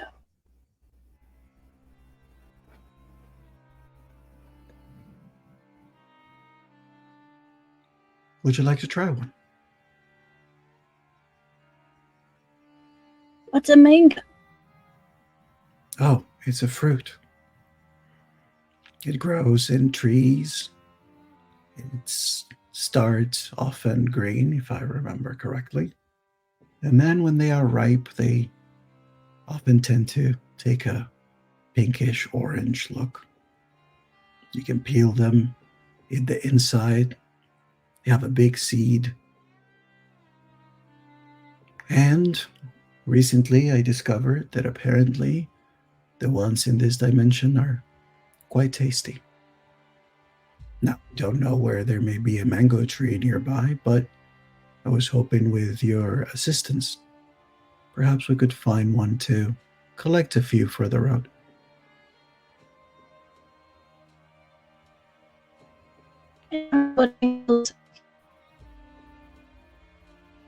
Sorry, KJ, you cut out like badly on that one.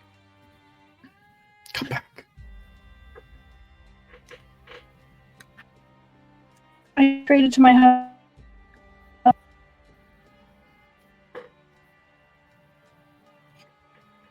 They just said, I don't know what a mango looks like. Well, how about we start by asking the rest of the party?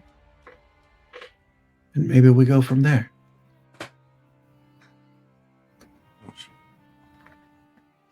Don't you dare, Matt. Don't do that to me, Matthew. Listen, it's just the funky internet making you sound like a robot. Woo! They'll Mangoes, everybody. they'll slide out of the hammock and just look up at you. Now, Okay. good.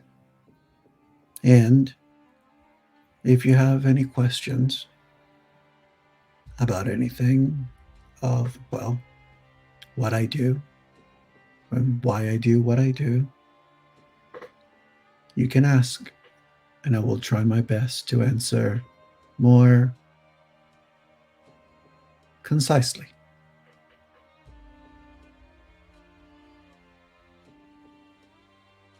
Noted.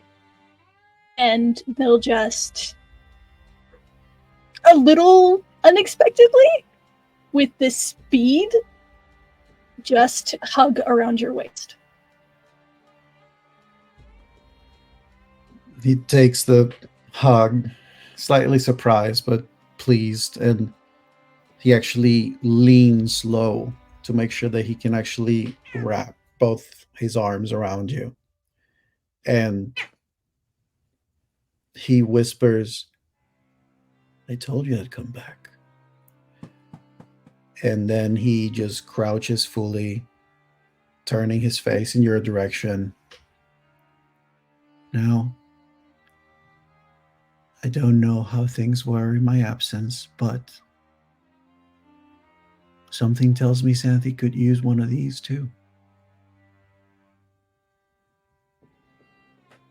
It's my fault. That's all right. Nobody's expecting any of us to be perfect. Just kind enough to understand that sometimes we can try to mend things, even with a small gesture.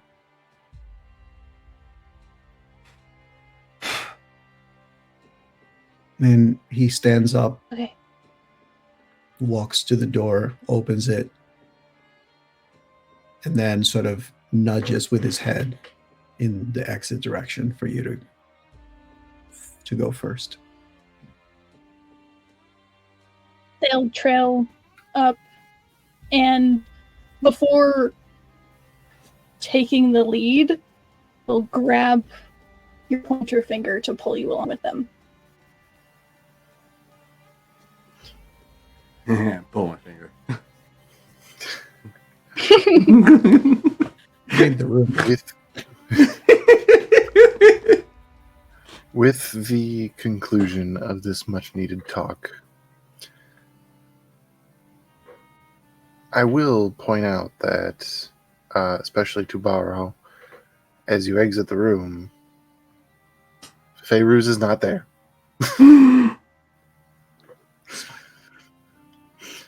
But going downstairs to reunite with the party, you do find them again, speaking to the bartender. You also find Xanthi. I'm going to assume having a cup of tea. Xanthi is actually out front. Like I said, she left the building. She is out front in front of the building. Fresh air. She is currently just kind of flipping one of her daggers between her fingers while staring at the slightly damp stain on the ground in front of the building where she crashed that last whiskey bottle. And as that is happening, Clucky has gone on yet another adventure. God damn it. God damn it. You went to look for some of the children. Yes. Not hard to find them anymore. Yes. They're actually moving in groups all towards the same direction, talking with each other, carrying books, and laughing and making jokes. Hi! Hi! Hi, it's me again.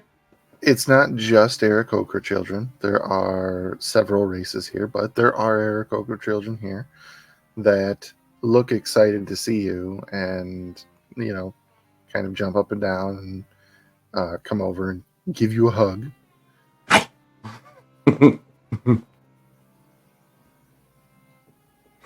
And Oh. Go ahead. Oh, you go ahead. You're good. One of the kids looks up and just says, and just looking up to you, just goes, "What are you doing, Clucky?" Who wants to learn how to play two birds, one stone? There's a couple oohs and ahs, but then one says, "We can't right now. We're going to school." Well, that sounds boring. What do you guys do at school? We learn. We learn numbers. We learn letters. We learn how to write. Oh, I started learning from hatchling. They were teaching me how to do the alphabet. I think that's what it's called, alphabet. Can I come? I think so. You'd have to ask Miss Carey. Well, let's go ask her. Come on. They excitedly hurry in that direction, running as fast as little kids do. Clucky, you will pick up as you are following them.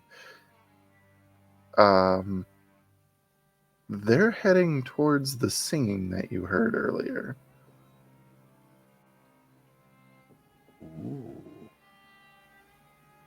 General intrigue. You arrive at a small building, single story, peaked roof. The door is open, and as the kids all come in, you just hear them all in unison, "Hi, Miss Carey." And you see the source of the voice. A probably 5'6" feminine individual standing at the front of the room. Her stark white feathers turning and looking in your direction, as it looking mostly like a dove. Smash.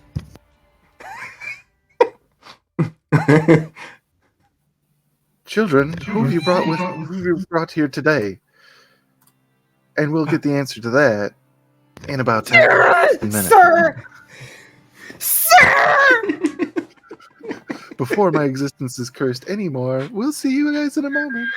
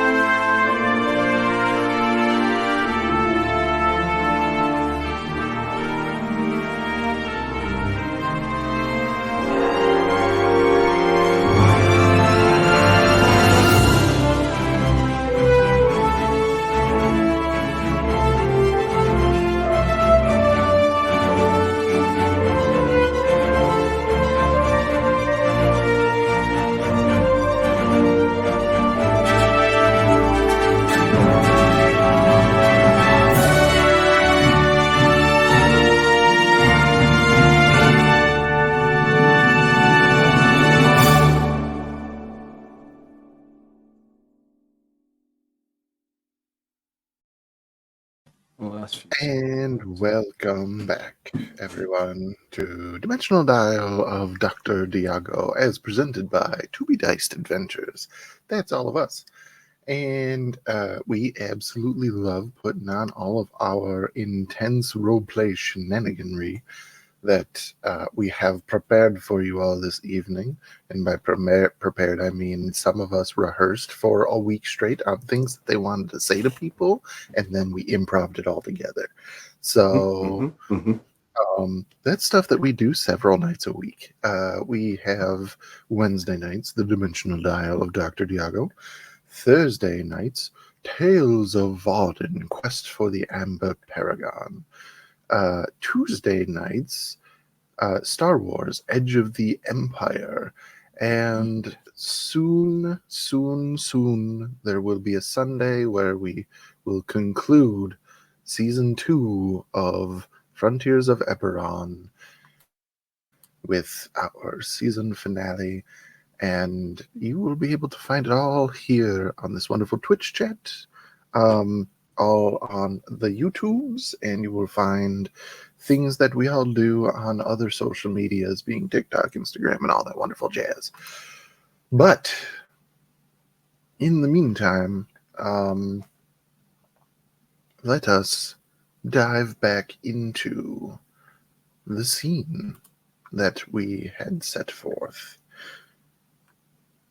Clucky. Hi. Just clean. You stand before the individual known as Miss Carey, and she asks the children who they've brought for her today. I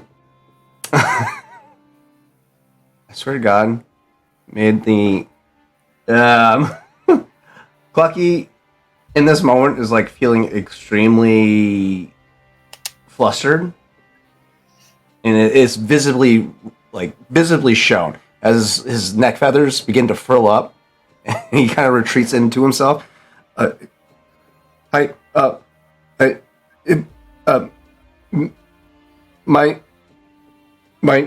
name is Clucky fucking McCluckerson. Hi. Language. What is that? I don't know. What is that? There's laughs from some of the kids, and one or two of them just say, Clucky fucking McCluckerson. And she said, children. Clucky doesn't know any better. Yeah, that's my name. Yeah, that's right. Perhaps without the profanity next time. What's a profanity? Profanity. Words that are not polite. That's my name. Somebody named you this entirely? Aye, Papa. He would yell it every morning. I see.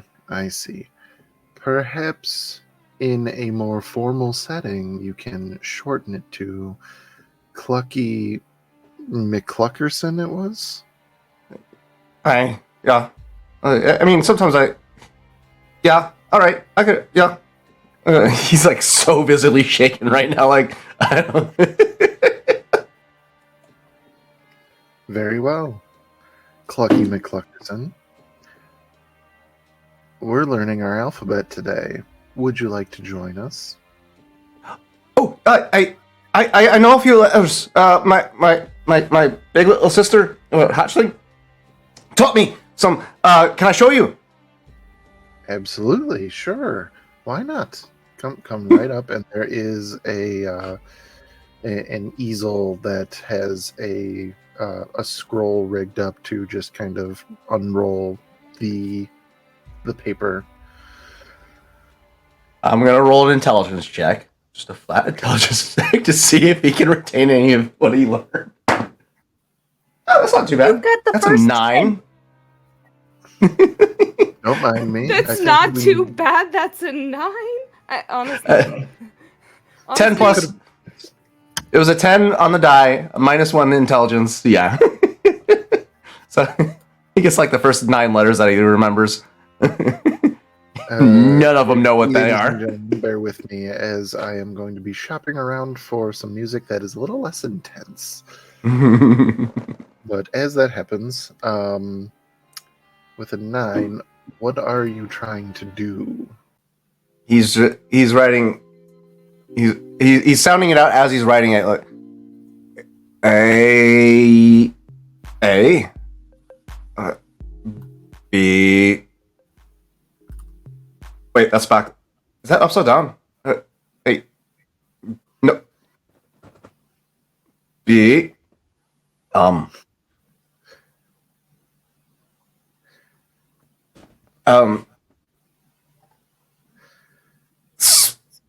C. Just scribbles. Doesn't even draw coherency. It's just a scribble. And the big boss of today's episode is Stop. education. I love this new episode of Sesame Street. Clucky's Big Bird. Clucky's Big Bird. He's Big Bird's aggressive cousin that's definitely may or may not have been in prison.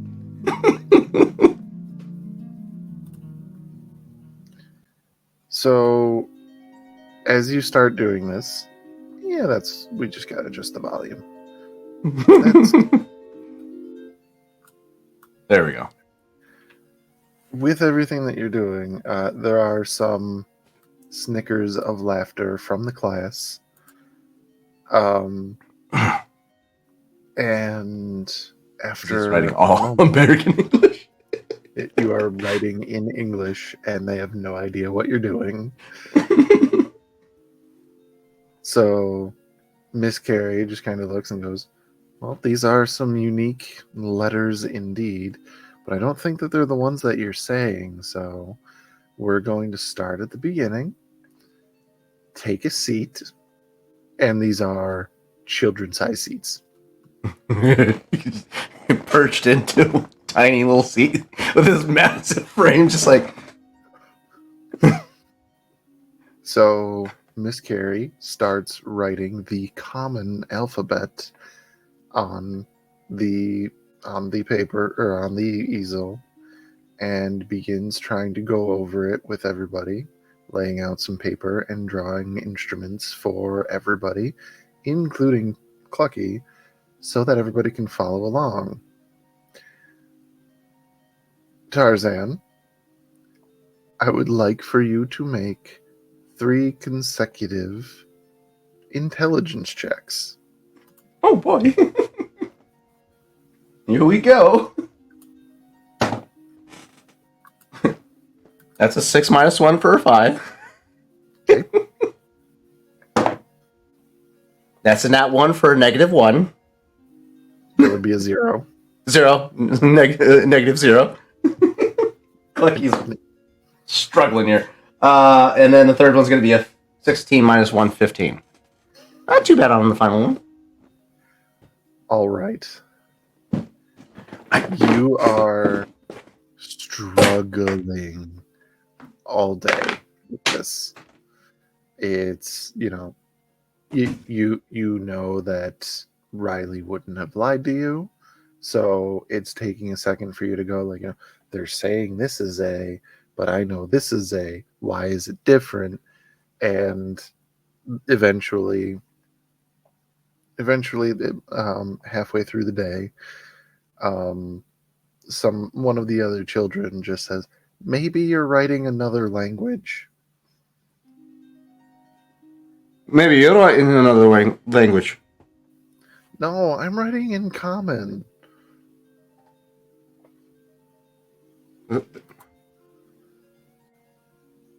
So whatever you're writing, that's still correct, but common is different. It looks different. You have to know both of them. Riley 100% would have told you it was English because they were excited to teach you this language so that you could write secret messages with each other.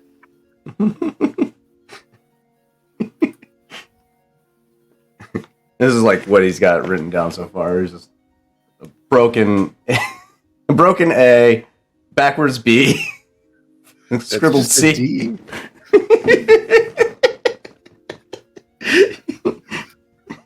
He's like struggling, like, all right, This is when the nat 1 hits, because Clucky, you start to think of it as learning all over again, so you're back to square one. Start panicking mentally, like, oh God. And it takes a long time of you, probably, if I may, getting frustrated and crumpling up a few pieces of paper, trying to start again, but the determination is happening. And Miss Carey does come over to you and kneels down next to you and just says, "You seem to be struggling quite a bit, but it doesn't look like you want to give up. So are you going to keep going? Do you want to learn?" Yeah. I don't quit. Papa always said, never quit. So I won't quit. That's very admirable. So let's try this. And she takes your hand and helps you trace the letters. And getting this one-on-one attention, this working directly with somebody, this is where the 15 happens. And I won't say that you've learned the common alphabet, but you have correctly copied it on your own at the end of the day by yourself one whole time. I like it. I like it a lot. She smiles and hands you the parchment and says, "You can keep this and use it to study so that next time..." It's canon now. That is script for Clucky in common. It's canon now. Somebody snap a picture of that. Or just don't erase it yet and take a picture with your phone, you fool. That's a good point. Too late. Well, now it's up to you, audience. Somebody clip it for me. Lucky learns to write his name in common. Perfect. I like it. I like tells it. you that you can take the parchment home so that you can study it. You can learn, and next time, maybe we'll work on a few words. Thank you. What? Thank you. You're teaching most me. welcome, Mr. McCluckerson. That's me. Oh, did you know that I was painting it on a wall? Some of the hatchling showed me I was painted on a wall. I didn't even know I was here before. I will say, it does look a lot like you. I don't remember you if I was here before. I wish I would like to think that I would remember you if I was here before.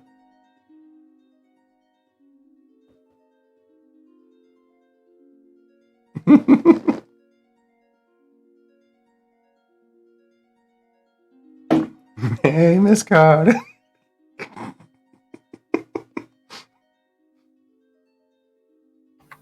Apologies, one moment. You good, baby?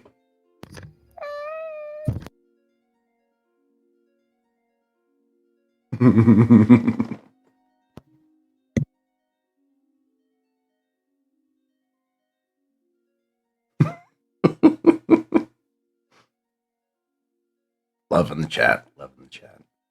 -0. Don't say it. Alrighty. Apologies.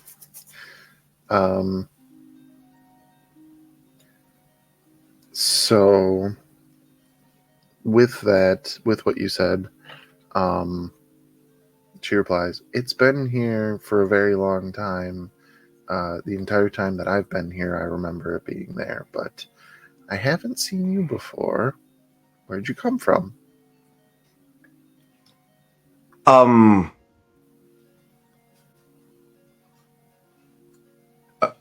A clock.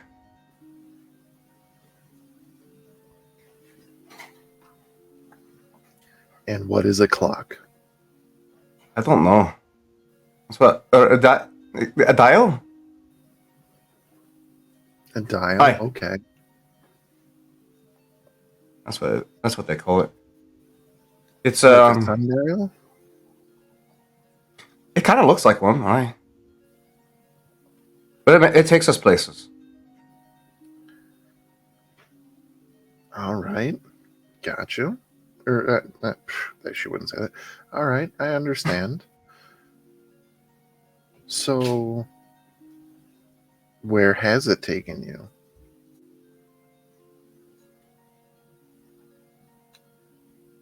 There was one place where there was a bunch of giant lizards that I had to kill a couple of. I even made some spears out of one of the long ropey lizards. Made spears out of his ribs. Like a worm? No. The big pointy fangs and hisses a lot. Yeah, worms.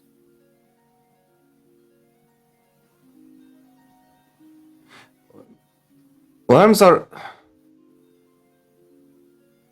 small. They're like tiny. I used to eat some.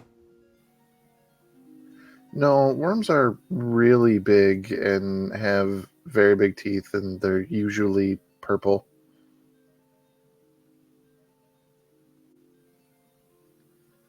Sounds like a worthy challenge. I might have to fight one of these and bring one to you Oh, as a trophy. Don't do that. I don't want you getting hurt unnecessarily. I'm strong. I can handle it. Well, it's not really about strength. They're very poisonous.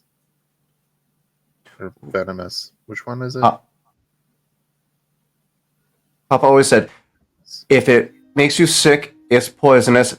If it kills you, or is that backwards? It makes you sick. If it bites you and you get sick, it's poisonous. If it bites you and it dies, it's... I don't know. It's been a minute since I had to worry about that. If they bite you, you will not feel very well and potentially might, You don't have to worry. I can kill it. I'll bring one to you as a trophy. The hatchling said I was here to save everyone, so it's okay. So? I don't know what that means, but if you guys need help, I'll help you. So you're here to save everyone? What are you going to save us from? I don't know. The hatchling saying something about I don't know what it is, but a scarab. Don't know what that is, but it sounds scary. I actually don't know what that is. I don't either. Why are they? Did they make it up?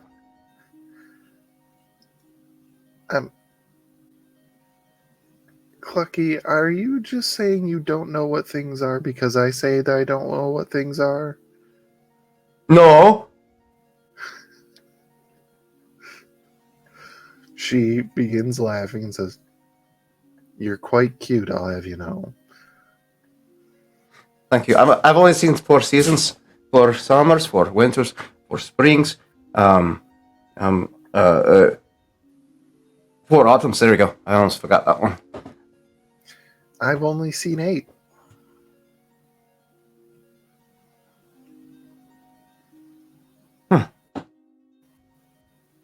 Well, it was nice meeting you. I need to get back to my family. Thank you for teaching me. I know how to write my name now. You're most welcome. And whenever you hear me singing, that means that we're going to be having a class. No, that was you I was hearing this morning. Yeah, I do it to wake the children up. Oh, I was about to yell out the window this morning, but then I heard you and it stopped me. I normally yell at everybody to... Is my middle name the profanity that you're... Profanity that you were talking about? Yes. Okay. I was about to yell out the window, wake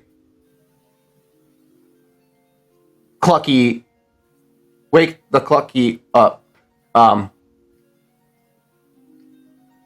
then that's when I heard you. And then I was like, oh, you have an incredible voice. Thank you very much. Okay, bye.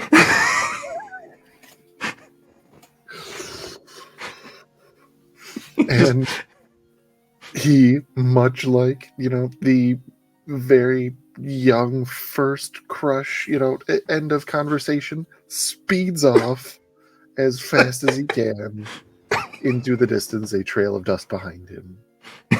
Butterfly's carrying him in his stomach right now. Occasional, like, chicken just plopping in behind him. Oh, yeah. So, where are you going?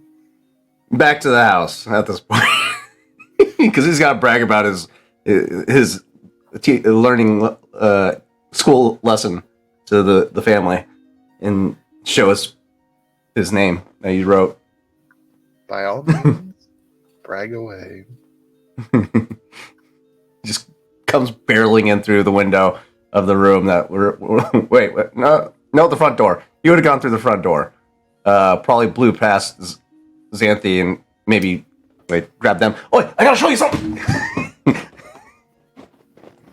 And just rushes in. Where is everyone?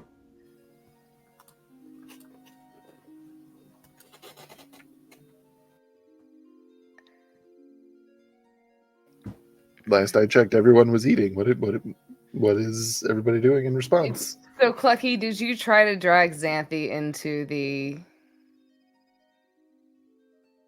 tavern? Yeah, he wouldn't. You know how he is. He gets when he gets excited, he needs to show everybody all at the same time. So he's like trying to show you something, meanwhile dragging you along. Like, come. You can see a piece of paper clasped in his hand. I would like to say that Xanthi would try to resist, but I feel like the strength saving throw would not even be worth it. So Xanthi would probably just kind of accept her fate, but she is literally just sitting there limp, just facing, just deadpan, straight ahead, just, are you fucking kidding me? Just, that is her expression. Just throws Xanthi over his neck and wears Xanthi as a scarf. How do you like it now? Xanthi just kind of sits there and you just hear. Just got her on the shoulder, like, I got you. And you just hear mumbling, just like, oh, fucking. Busts in the door, looking around for Petrichor and Barrow, and Feyruz and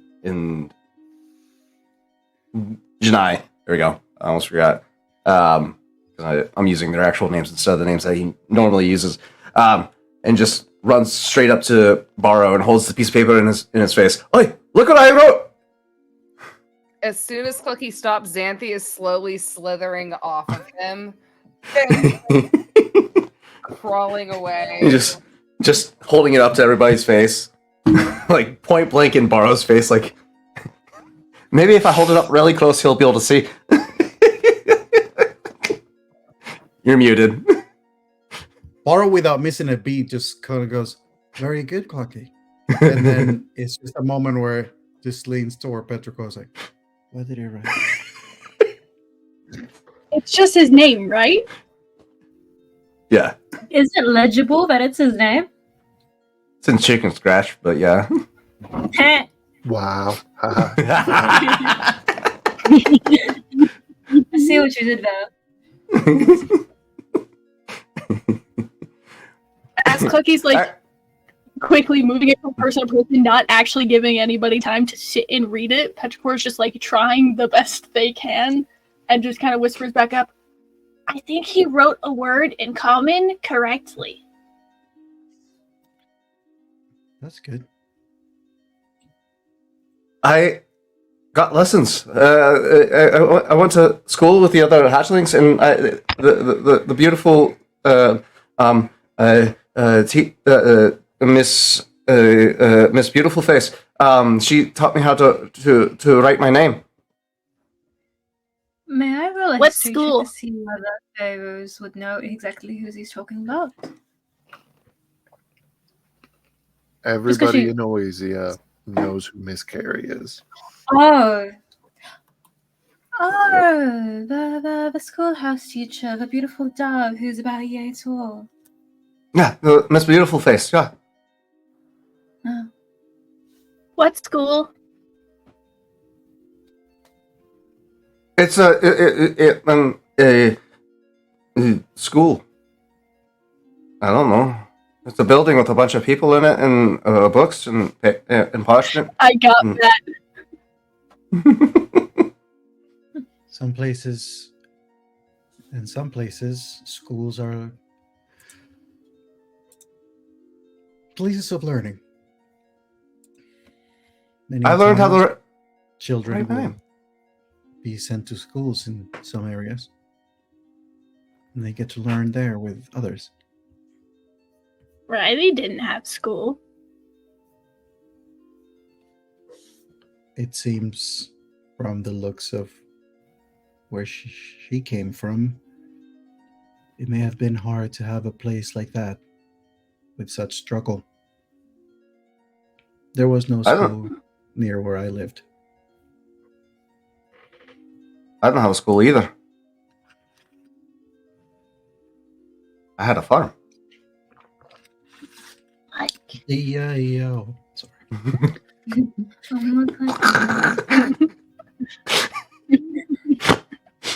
Old Mick Cluckerson had a you just farm. hear Petrichor. It's great. You just hear Petrichor like to themselves, but not quietly, just like repeating school over and over again. It's like, where's the school? School. And just like Hey, oi, it keeps Doesn't going. look like oi, hey, oi, hatchling. You should go with me next time. You should meet Miss Beautiful Face and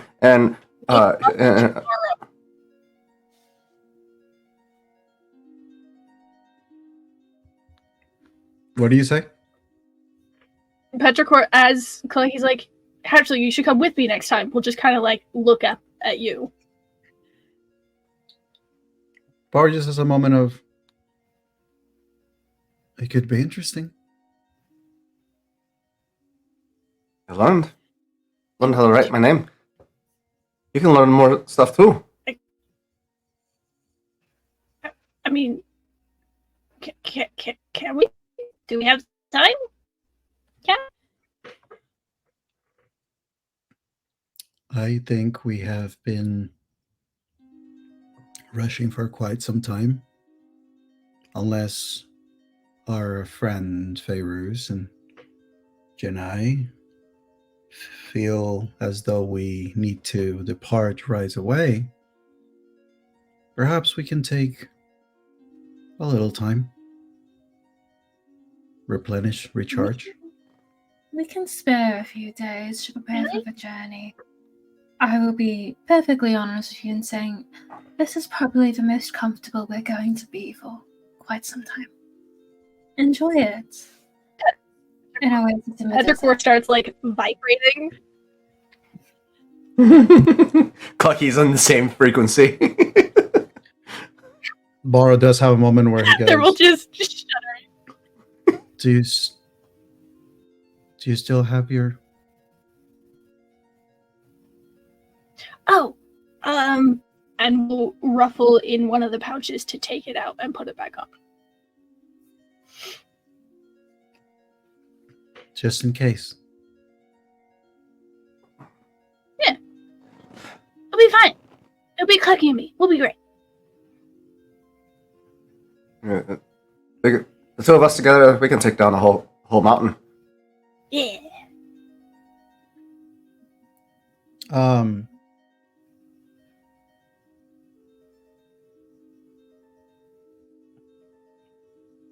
Feyruz,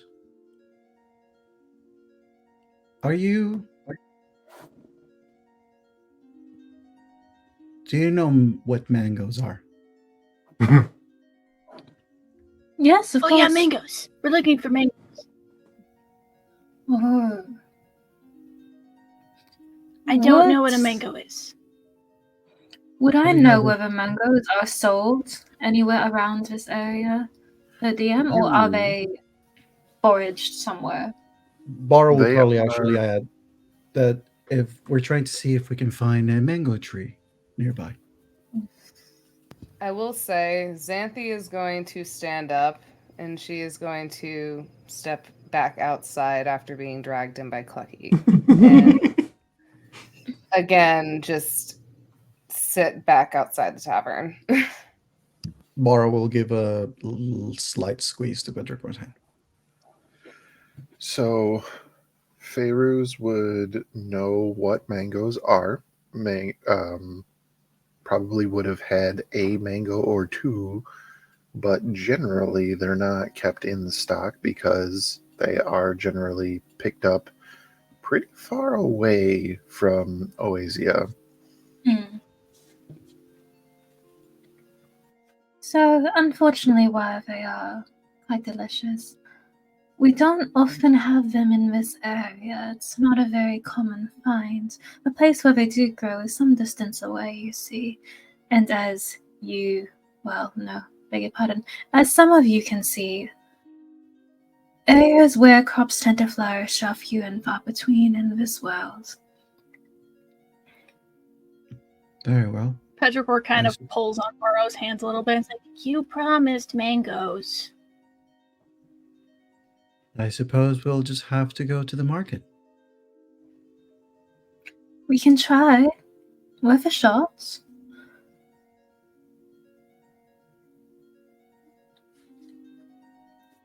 Perhaps, and he turns to Petrichor, we could ask Xanthi to join us. I have a better idea.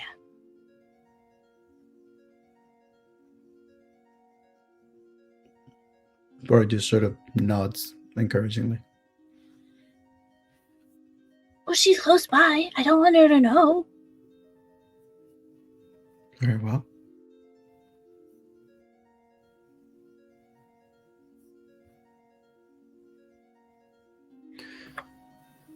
So, unless anybody else has other plans, I suppose we could head to the market.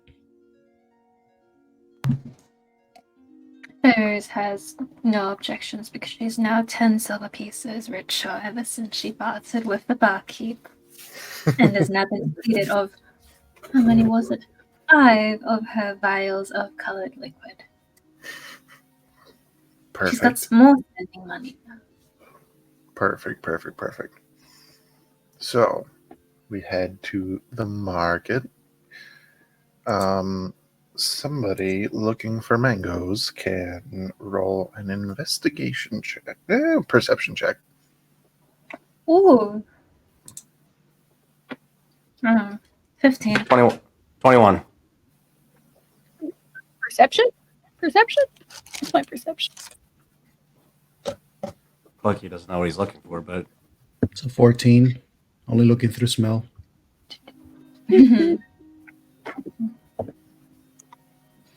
So, Clucky, you're looking for a 23. very sweet fruit, sort of oval in shape, sometimes has a gradient of red to yellow, or generally more orange, about yay big. Petrichor, I believe you have the highest here. You are looking through, and like, there's a couple different like vendors of fruits and vegetables, other produce and things like that. And as you're looking around through all of them, you see one about like 50-ish feet away from you that has something matching the description that Barrow and Feyruz have given you. I think anything that's even vaguely similar, Petrichor would go up and to like pick it up and then come back to Bar. It's like, is this a mango? And like just repeats that process over and sees this and it's like, that's gotta be it, and runs over to grab it to turn around to hand it to him, asking again, is this a mango? Before you can grab it, another individual picks it up and hands the keeper at the stall a couple of coins. They look visibly so put out, and just their energy immediately deflates as they just kind of stop, their hands out to their side. And then immediately like back to it, like, I'll find another one.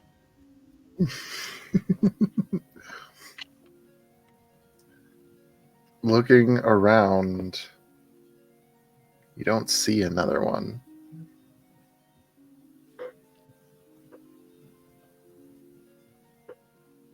And just still progressively getting more and more dejected, whatever the word is, put out.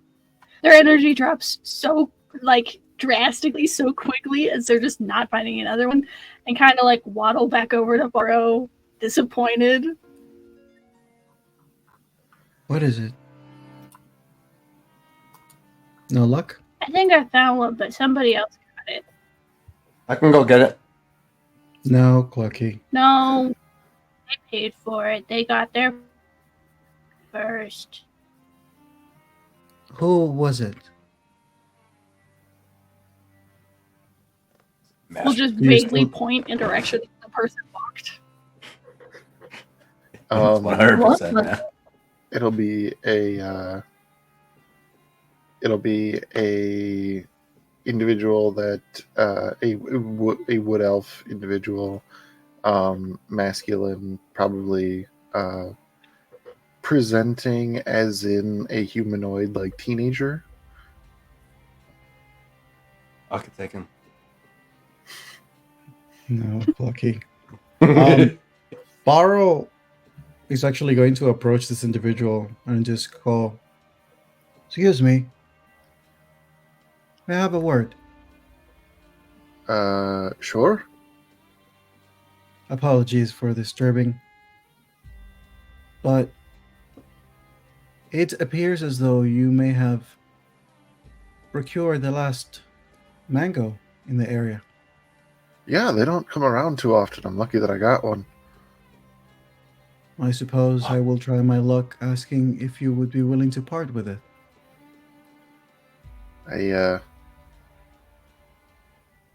I mean, I was gonna.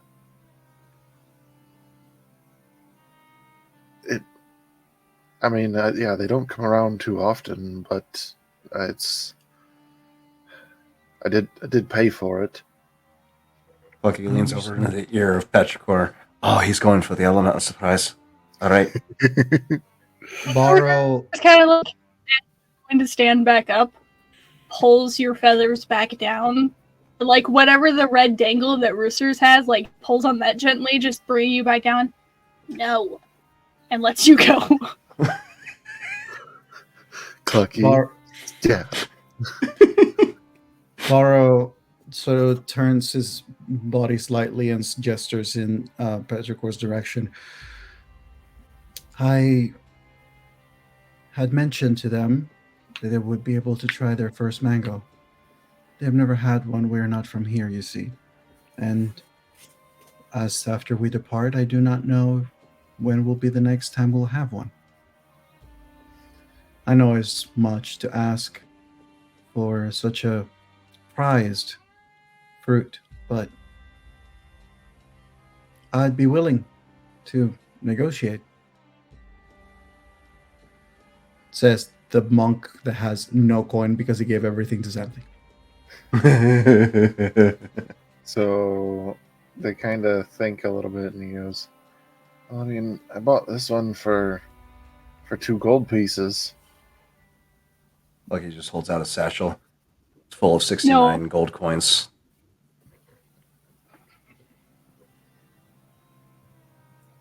Why that specific number? I don't know how he got it, but he has 69 gold. Don't know how he got it. Borrow He probably gets reaches. extra on the charisma. Borrow probably reaches for the pouch that Clucky's offering, taking it in his hand, taking 4 pieces of gold, and offering it to the elf. Give me a persuasion check with advantage. Because Petrichor is standing slightly offset behind you, just looking so sad. Where's the little guy? Is little guy okay? Little guy's with me, you know? I mean, you No. can, yeah, he's with you. Yeah. So I have the Little guy's whole, mysteriously gone. as far as I know. So- Little guy, Well, I mean, little to guy be got fair, knocked out by Matthew's work and thrown in jail. Oh, yeah. Little guy's a hostage. He snuck onto Barrow and got separated, but when all of Barrow's stuff got given back to him. That's sorry. 7, 9. You should be sorry. I don't. Yeah. Good time No, I already, with guidance and everything, I rolled, like, my 2 rolls were super low. So Can I that's also fine. add that fairies would like to Mhm. cast minor illusion to make it seem as if Petrichor has very like teary eyes? It was a, Oh no, it was that's a real. 14. That's real. I'm sorry, They're what was the total? emphasizing anime. 14.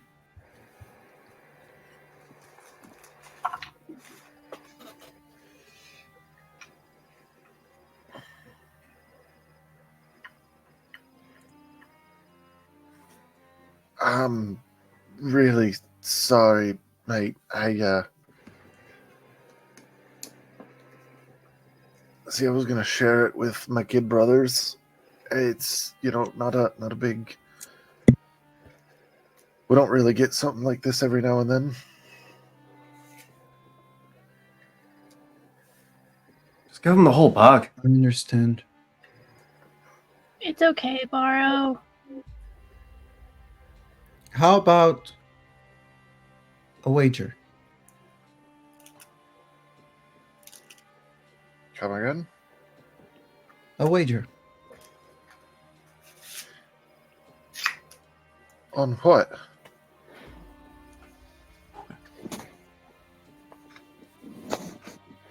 Got that.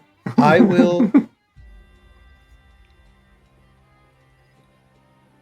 let you toss a pebble at me, and I will catch it.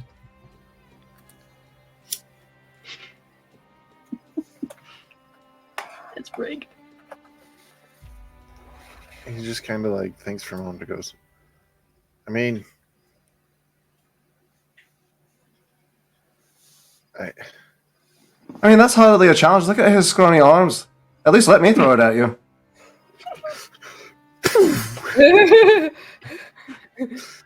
Sniper shot. Sniper shot, borrow dice. Trying to get a mango. Well, technically, would it be like Whoa. close to a magic missile and just pew, and like throw it at the guy who has the mango, and then we just steal it and run? Ta-da! Petrichor's not letting this mango get stolen. He just kind of like thinks back and forth and just goes,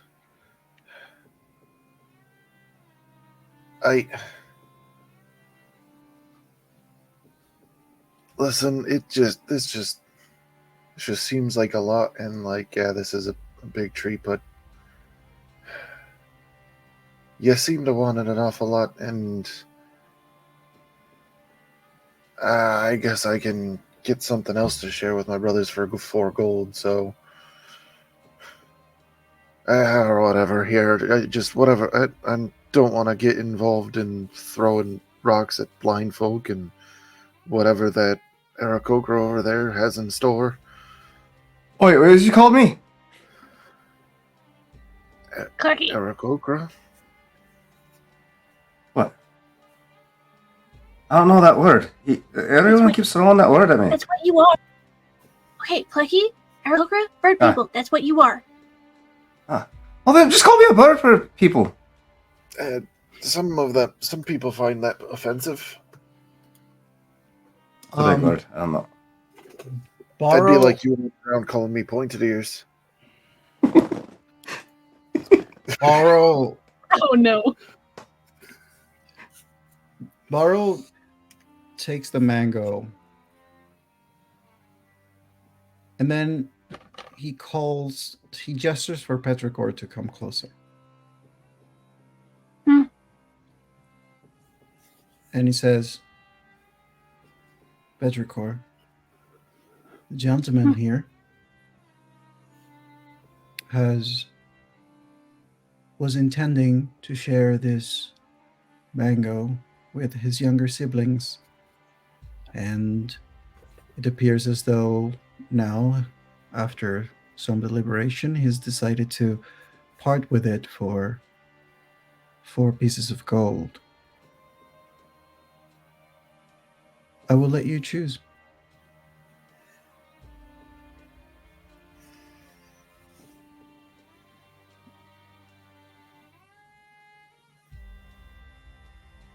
Take the fucking mango.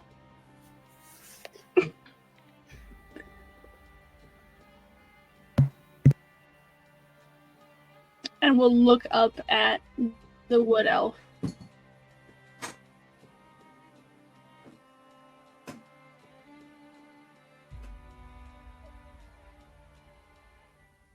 You can Exaggerated keep it. shrug. I've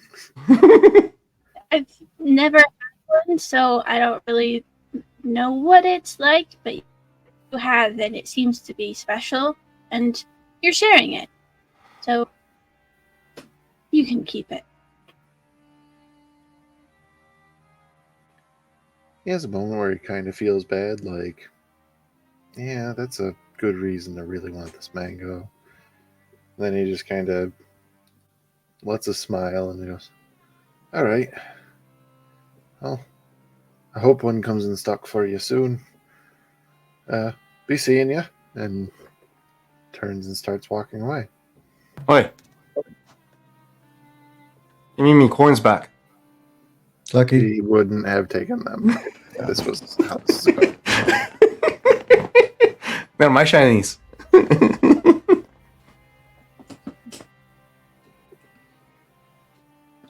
Sorry, kiddo.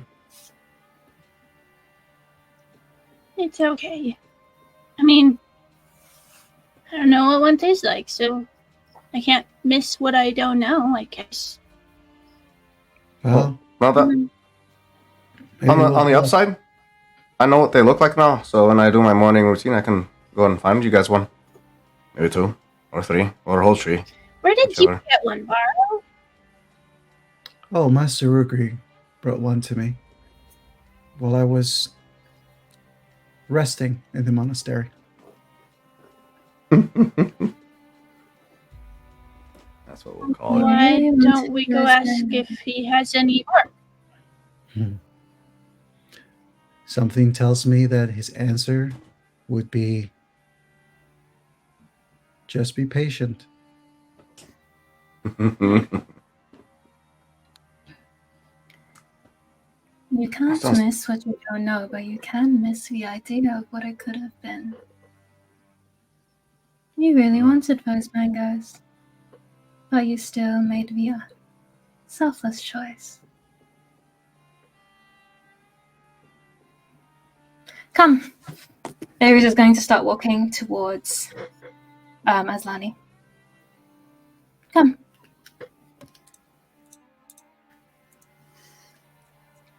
Where are we going? Get some mangoes. Oh, see, there you go. Hatchin, let's go. Hurry up. But you said that mangoes don't grow near here. I know what I said. But Clucky wants to go to school. It won't take long. Aslani! I believe the lesson is over. Aslani! Coming up to you immediately, Aslani, drawing your cart. I just need the drum for a moment. She's going to lead him towards a more sheltered area, just not quite out of sight of the village, but out of the hustle and bustle. She's going to take one of the wooden drums that was stored on the back of the cart, empty one, and just roll it off the cart. Sort of going to remove the lid, clear the top, and just place the lid on the ground beside the barrel. As she says, I really wish we had some fruits and drink at the moment. And she's going to cast Limited Wish to create food and water, which is going to create 30 gallons of water in the now filled drum, which is clean, fresh, will not spoil, and will be perfect for our journey. And while normally create food and water makes very bland food, she's going to sacrifice the amount of people it would normally feed, which is 15 humanoids, and condense that down to just 5 to make a small pile of mangoes.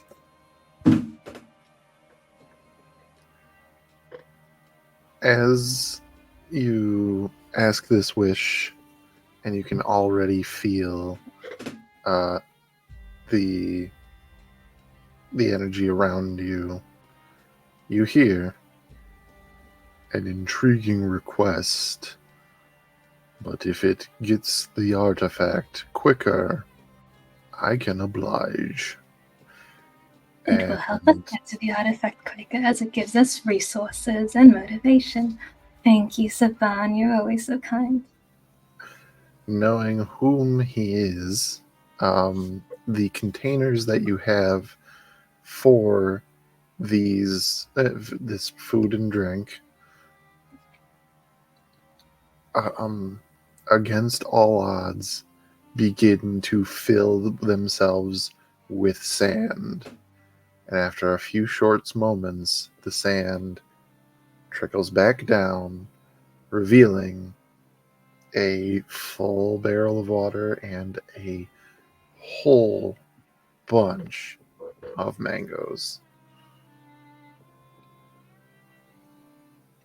Which one's your favorite? Patrick, shock. Barrow, Did you do that? Barrow has a moment where he catches with his nose the smell of the mangoes suddenly being there.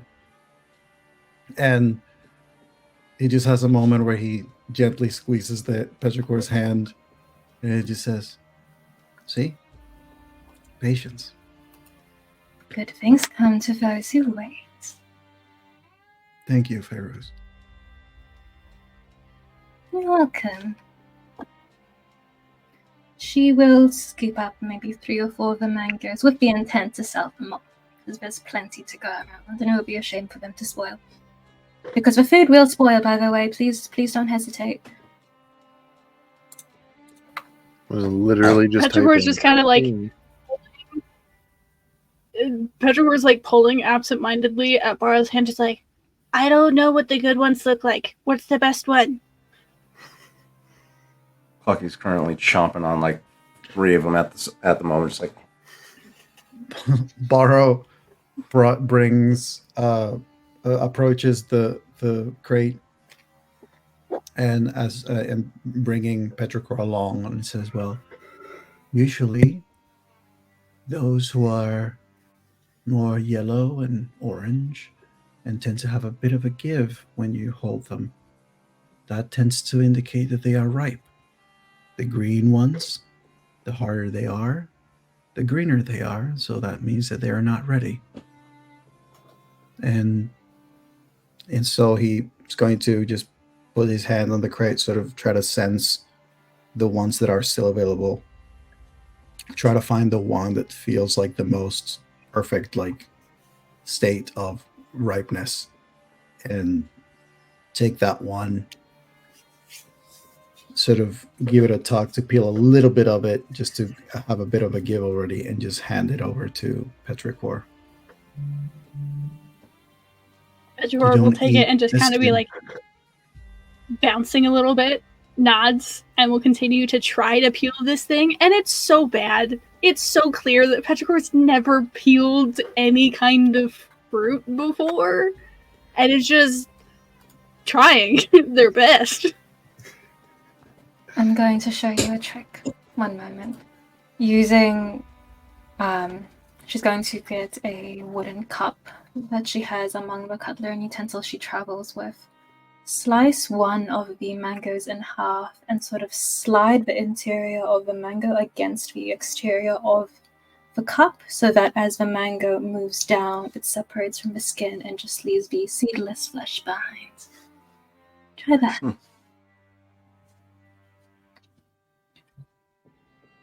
I don't have a knife. Yes, I do. What am I talking about? And we'll pull out one of the daggers to try to cut the mango. Might cut themselves in the process.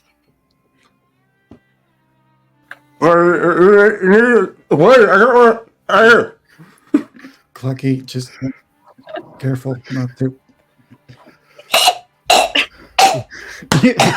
Barrow will be ready to just give like a hand, open hand, just.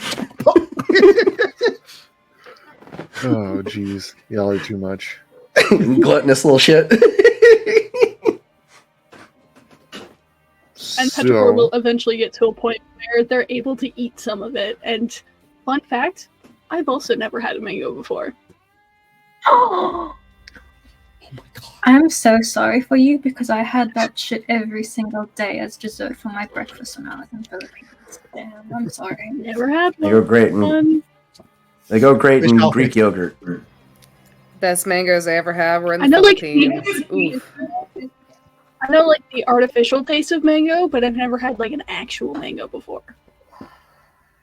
It is the most beautiful thing your taste buds will ever witness. So what you're saying is the first time I actually have a mango, I have to be in Petrichor cosplay so we can get video of it, and then it's canon. Absolutely, 100%. Yes. Put that on a t-shirt and sell it. So we indulge in some mangoes, and Matt comes to grip with the fact that the warlock merchant in the party just figured out how to create a whole bunch of things that are on average 2 gold apiece. So that won't become a problem for the economy. But don't worry, guys. That's a Matt problem. I'm going to feed one of the mangoes to Islami, and then he gets a second. He is very happy to have the mango. All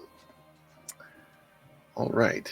So, what is the next order of business? We're not done yet. We're not done yet.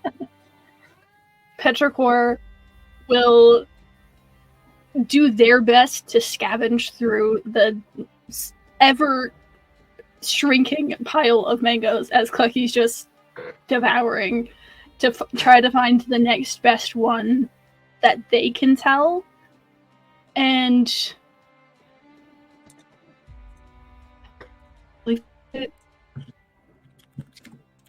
where'd you go? Oh no. You're cutting out, KJ. Mm-hmm. I stopped. There you are. I think you're back. Matt says still here. I quit talk was the thing. I just wasn't talking. Oh, gotcha. All right. You got this. I believe in you, KJ. I have to find it in the list of things that I have. A list of what? Might I ask? Oh, Petrichor had gone shopping and got new things. ooh. Do tell. I have to find it.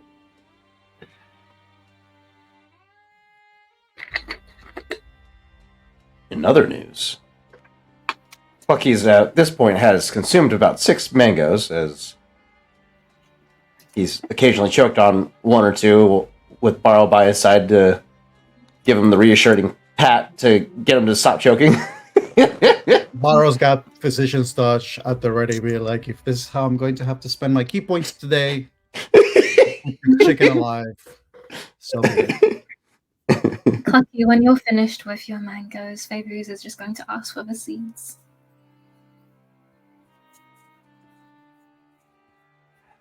He's been eating them whole. Oh, never mind. Cannot interaction. Do you want to ask me Do to you see if realize it's mango seeds are poisonous and are usually, like, I believe, high in arsenic? That's Oh, what well, I'm when I said that Barrow is ready with physician's touch to basically remove the poison condition from Clucky, I meant it. shouldn't have done that. Clucky doesn't understand that. He just eats things whole. He's a silly boy. The silliest of boys.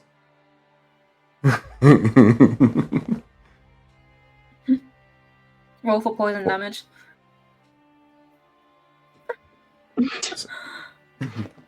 This is how I go out.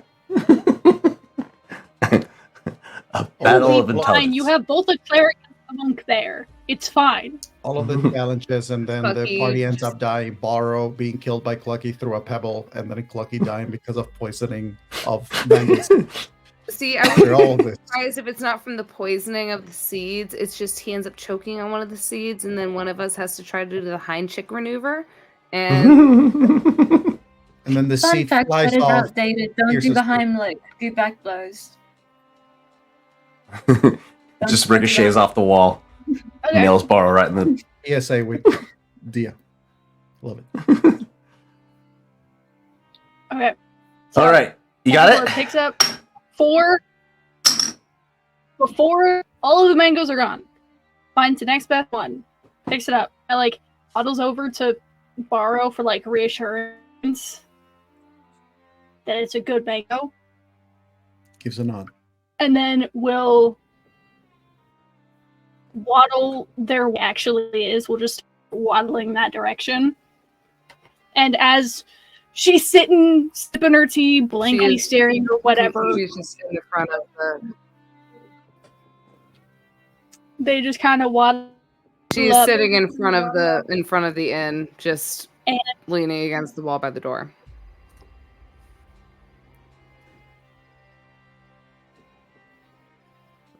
They'll King. waddle over and pull on the edge of your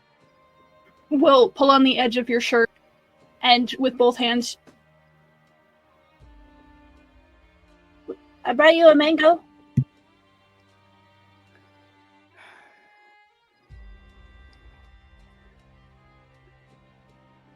Xanthi, I would say, probably just kind of glances over for a moment. She almost has a glance of looking slightly annoyed before she goes and just looks right ahead again, not saying anything.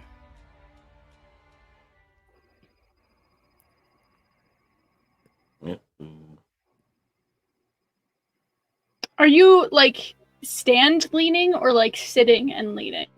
She is sitting down, she is just kind of sitting down, back leaned against the wall, and just kind of just sitting, and with her hand kind of leaned on her knee, and her dagger probably still flipping through her fingers.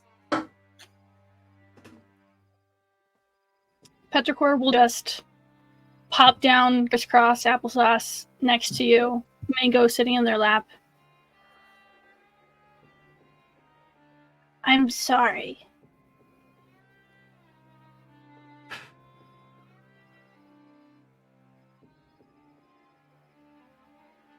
Xanthi takes a deep breath in, and she slowly exhales. As you can kind of see, her brain is... She's wanting to react emotionally, but she is actively trying not to. As she then just kind of turns her head.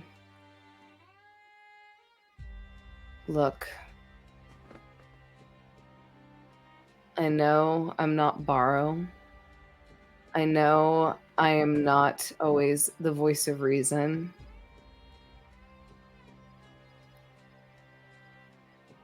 But please know what I do and say is to try to make sure that you are safe.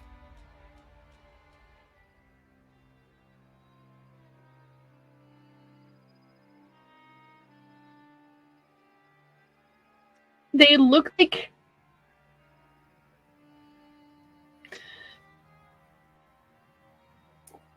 Not like they're trying to come up with an argument for what you just said, but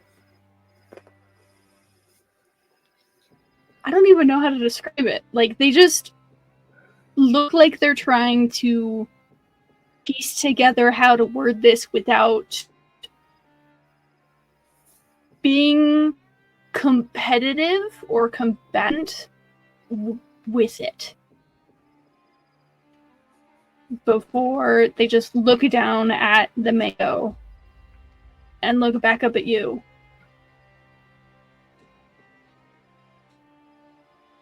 I know that all of what you guys do is, I mean, not just for me, it's for everybody, but I never think that you don't do anything that's not helpful. I was just...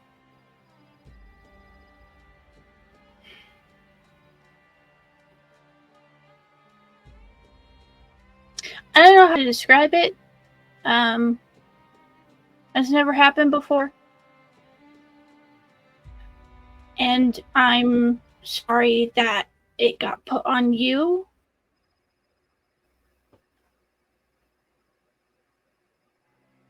In a tense situation, because that's not fair to you.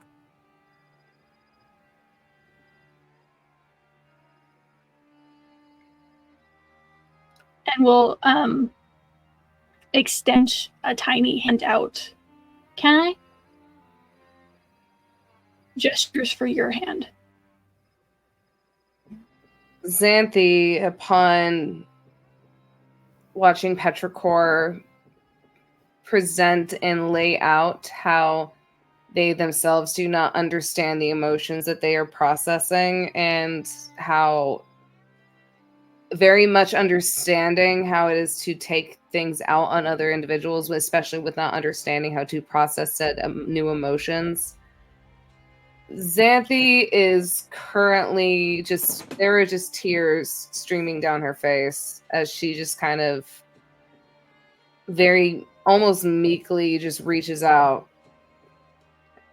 and just grabs Petrichor's hand.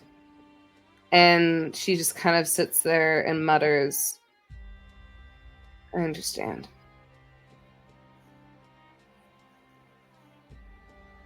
Is it okay if I do a thing? Magically?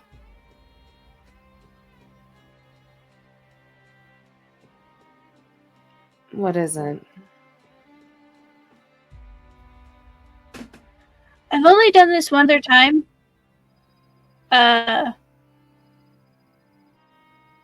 In the dimension that had two suns, there was a fight, and I was left outside. That place where you were trying to get the dragon's blood, and I tried to get her to stop fighting.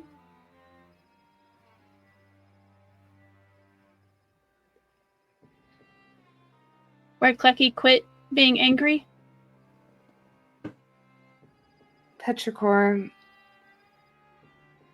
if this has anything to do to magically alter my emotions,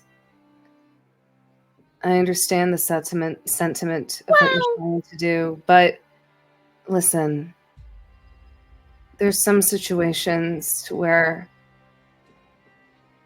as much as feeling things hurts,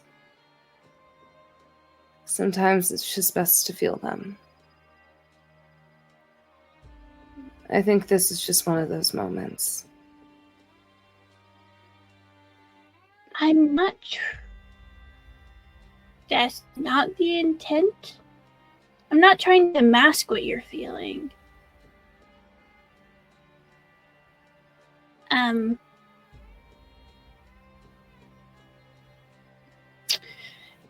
It was more of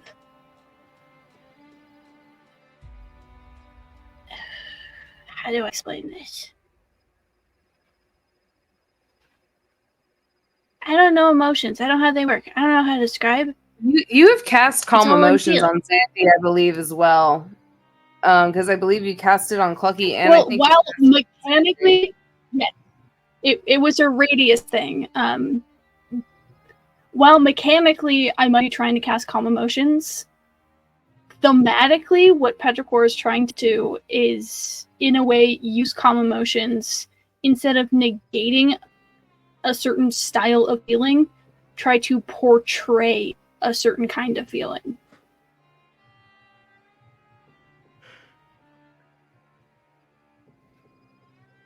That's a Matt question, but that's the intent behind what Petrichor is trying to do. Because they don't know how to describe things they feel. They don't know how to do that. So the best thing that they know how to is there was one time where they were able to change how people were feeling to what they intended. And they want to see if they can do that again, but in the way of trying to show someone what they were feeling by having them feel what they were feeling. I know that's a stretch for the spell, but... Maticus? I'm saying go for it. But only if Xanthi let them. Yeah. With seeing that Petrichor is just trying to explain something that they are struggling to explain, she will just, again, take a deep breath and look at them and just go, all right. And we'll just flip your hand over so that your palm is facing up. And we'll doodle. But we'll just kind of lightly draw symbols on your hand that kind of glow for a minute.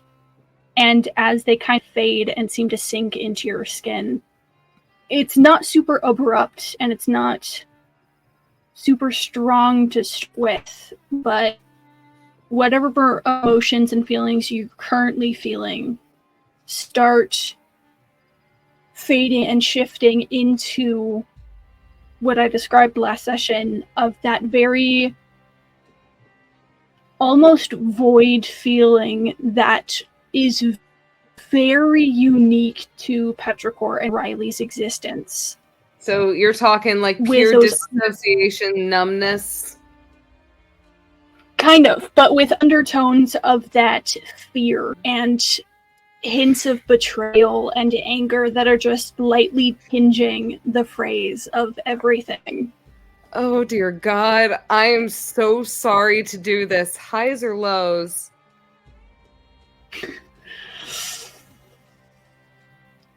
You haven't rolled very much. I can't try to math out your dice roll. Highs. That is a natural 20. There goes that. So Xanthi, so I will say Xanthi does not have a violent reaction, but she does, upon feeling this void, this complete numbness of just nothingness, just kind of releasing yourself into the void sort of situation.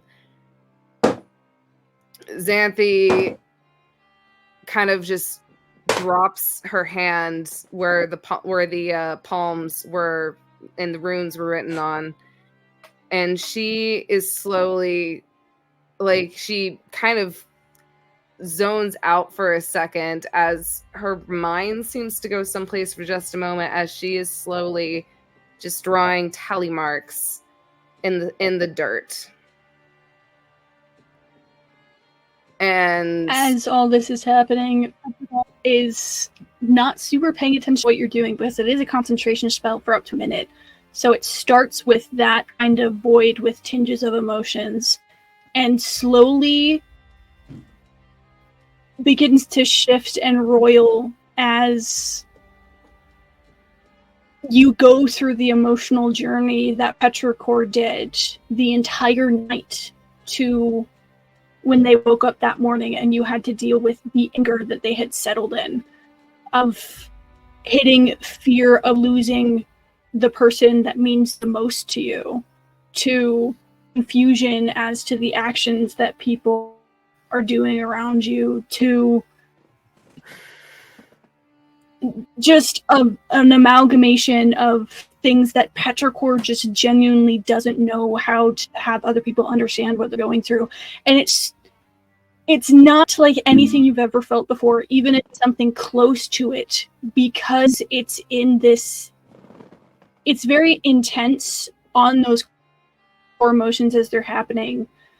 But on the outskirts of your consciousness, you can feel these other very disconnected emotions that you would assume would be what Riley was going through as Petrichor is going on this journey, that they feel all at the same time. And it's this very jarring conflict of the intensity of what Petrichor is trying to comprehend and feel, mixed with the outskirts of Riley wanting to try to help them, but knowing they're not able to.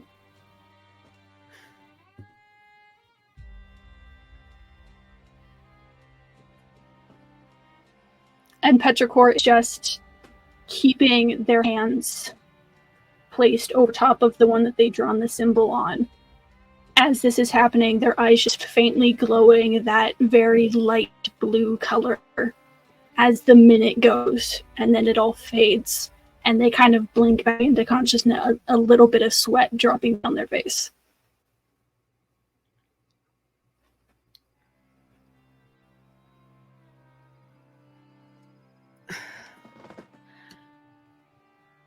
So it was how you described the experience of losing someone, feeling the anger and betrayal.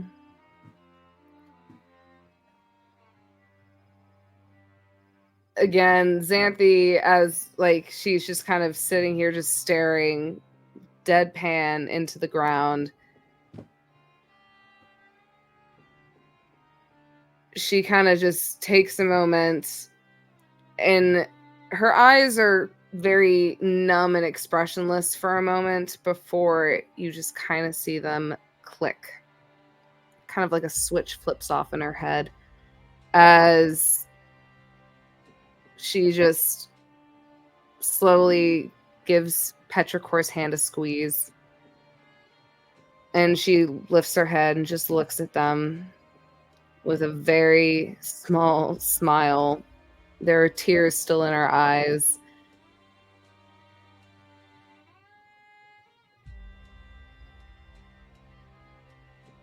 I see what you mean.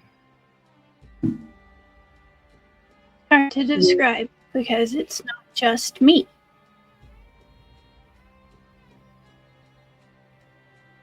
Emotions, even with just one individual, are difficult enough as it is.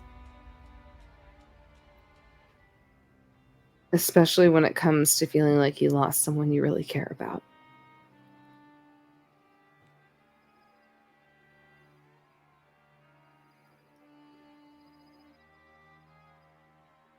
I'm sorry for getting angry with you as well. The last thing I want is to upset you or anyone, especially considering all that you guys have done for me. I can't help but just be frustrated sometimes when I feel like when I'm trying to protect you, I feel like I can't, because I'm not Borrow, I'm not Clucky. I can't swoop you up or save you or run in and block something. I just want to make sure that nothing bad happens to you. Both you and Riley have been through enough as it is, and I'm just scared that if I don't do enough and if something happens to you, it's going to be my fault. And I can't, if anything happens to Borrow or Clucky, I don't know if I can do this alone. Or, like, and she just kind of curls up, just so upset and confused, not knowing just really how to navigate the feelings itself, but also just how to explain these kinds of things to a child without sitting here being like, why won't you just listen to me? She doesn't want to be mean, but like, it's and yeah, she's just gonna end up curling up at this point, not really knowing how to explain this without just emotional outrage. As you curl up, Petrichor will gently place the mango to the side as to not injure it, and will just, as you're curled up, wrap your arms as far around you as they can and just try to give you a sense of security in their tiny frame, and just will quietly say to you, I know you know that I'm tougher than I look, but if it makes you feel any better, you're the only one who's really sat and talked me through some of the emotion stuff. Clucky has connected more with Riley than with me, but he's more excited to talk about, the physical stuff, getting me prepared for things physical threat-wise. Borrows more of the philosophy and teaching of things and how to navigate my world with the unique perception I have, but when it comes to the stuff on the inside, that's been you.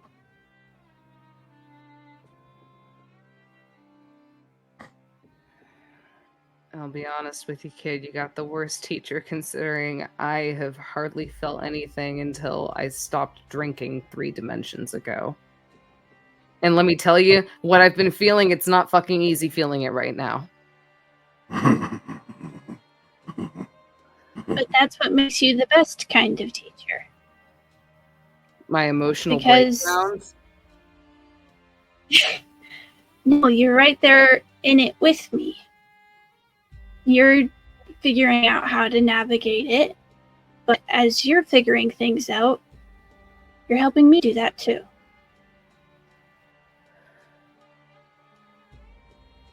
Because you know how to put words to it. You know vaguely what things are. I don't.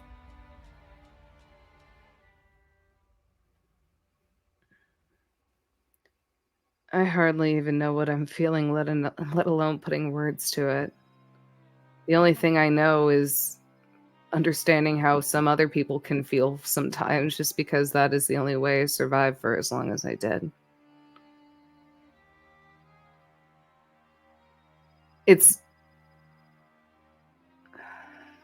If it wasn't such a defense mechanism, maybe it would be easier to make friends, but I more want to fight somebody than I want to reason with them. I'm not the best person to look up to when it comes to emotions, especially when I break. And you've seen that happen. We'll just like take both sides of your head in their hands and make you look at them. She has this look of Right? child, what are you doing? Sit here, okay? Do you want to fight me? Or would you rather reason with me?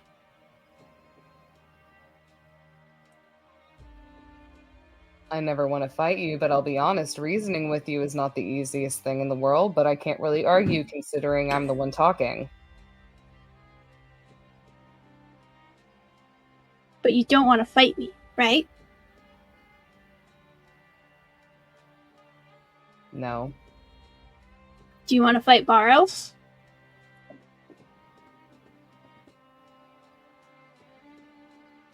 No. Do you want to fight Clucky? Sometimes. I will just kind of like gently shake a little bit. Do you want to fight Clucky?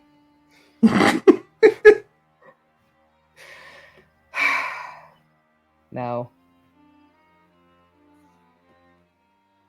Are we your friends?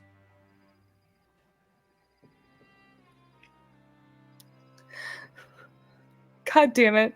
Xanthi is gonna kind of start just tearing up a moment, like just like literally just tearing up. Just yes. Okay. And we'll drop their hands, pick out the mango, and put the mango up. Mango. What the fuck is... Oh shit, is this the shit Barrow was talking crazy about? Yeah, I didn't know what one was. They're actually really good. You should try one. Mango. So, is this mango peeled? No. You think Petrichor's going to try to peel two of them? Xanthi is going to grab it and just take a bite. Yep. Look at this whole party all. Hold on. If as soon as you go to try to just take a bite, they're like, what? Peel bad. Inside good. Peel first. Xanthi is going to kind of inspect it for a bit. She's going to take her dagger she's been flipping in between her fingers. She's going to cut a large crisscross from like halfway down the mango and like the crisscross at the top as she slowly kind of peels it like a banana. She looks it over. There's also a seed on the inside that you're not supposed to eat. How many has Clucky eaten? 7. I don't know. Okay. All right. Well, He'll be fine. Honestly, I won't be surprised at this point. And Xanthi's just going to just take a bite of the mango. Does Xanthi like the mango? Okay. That's a 17, so I guess Xanthi definitely likes the mango. Better, otherwise I'll turn this car around. Now roll a Constitution saving throw. To be fair, Petrichor only rolled a 12. So okay, still... Xanthi would kind of take a bite. Like, having not really had any sort of, like, luxurious fruits all that much, I believe, like, in her lifetime, I would imagine. Aside from maybe any, like, fancy fruits that they put in drinks with little umbrellas. Upon taking a bite, she just kind of, her eyes widen for a moment, and she just kind of... Yeah. What is this juicy goodness? And then just goes in for another bite. And then turns and offers the other unbitten half to Petrichor. I already had one. This one's yours. I'm fine with sharing it. And Petrichor will like forcibly put it back in your lap. This one is yours. Xanthe just kind of chuckles and she looks to them and goes, guess I should know better. There's no arguing with you, isn't there? And she takes another bite.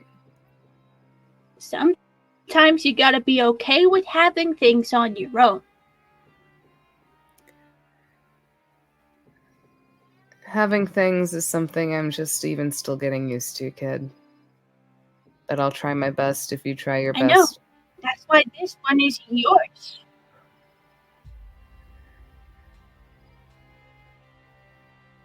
Xanthe just starts chuckling to herself a bit, and then it kind of breaks into a full-on laughter. And she just kind of looks at Petrichor for a moment and just goes, you're a good kid. Fine.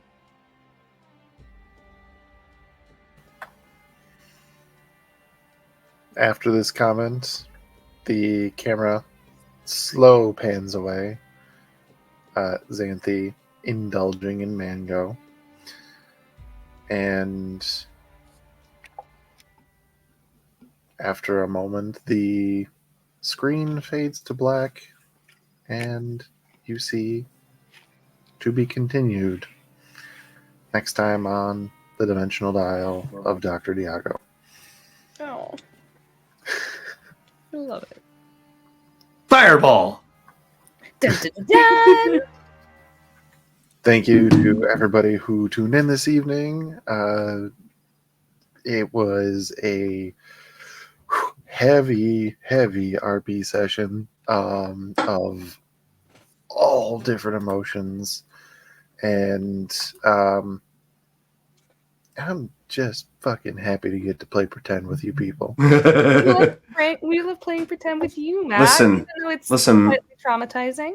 You took the one character that I never pegged for having any type of romantic energy whatsoever and gave him Hint of romance. I am so excited. like I thought this character was like a non-romanceable character 100%. And now he's infatuated with a fucking dove. With this beautiful face. Oh my god. And now we've unlocked Beirut's class because Matt outed me straight up. Whoa, Oops. warlock. To be fair, some people would have gotten it off of Limited Wish. Yeah. That is a I'm very more got specific it off like the feature. sky head, like the sky daddy in your head. So, William would have figured it out. well, William's not here now, is he?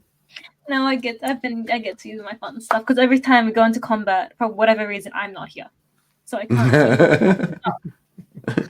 Eldritch Blast. We'll fix that for next time for show.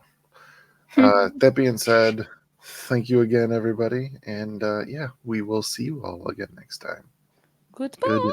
Good times. Bye.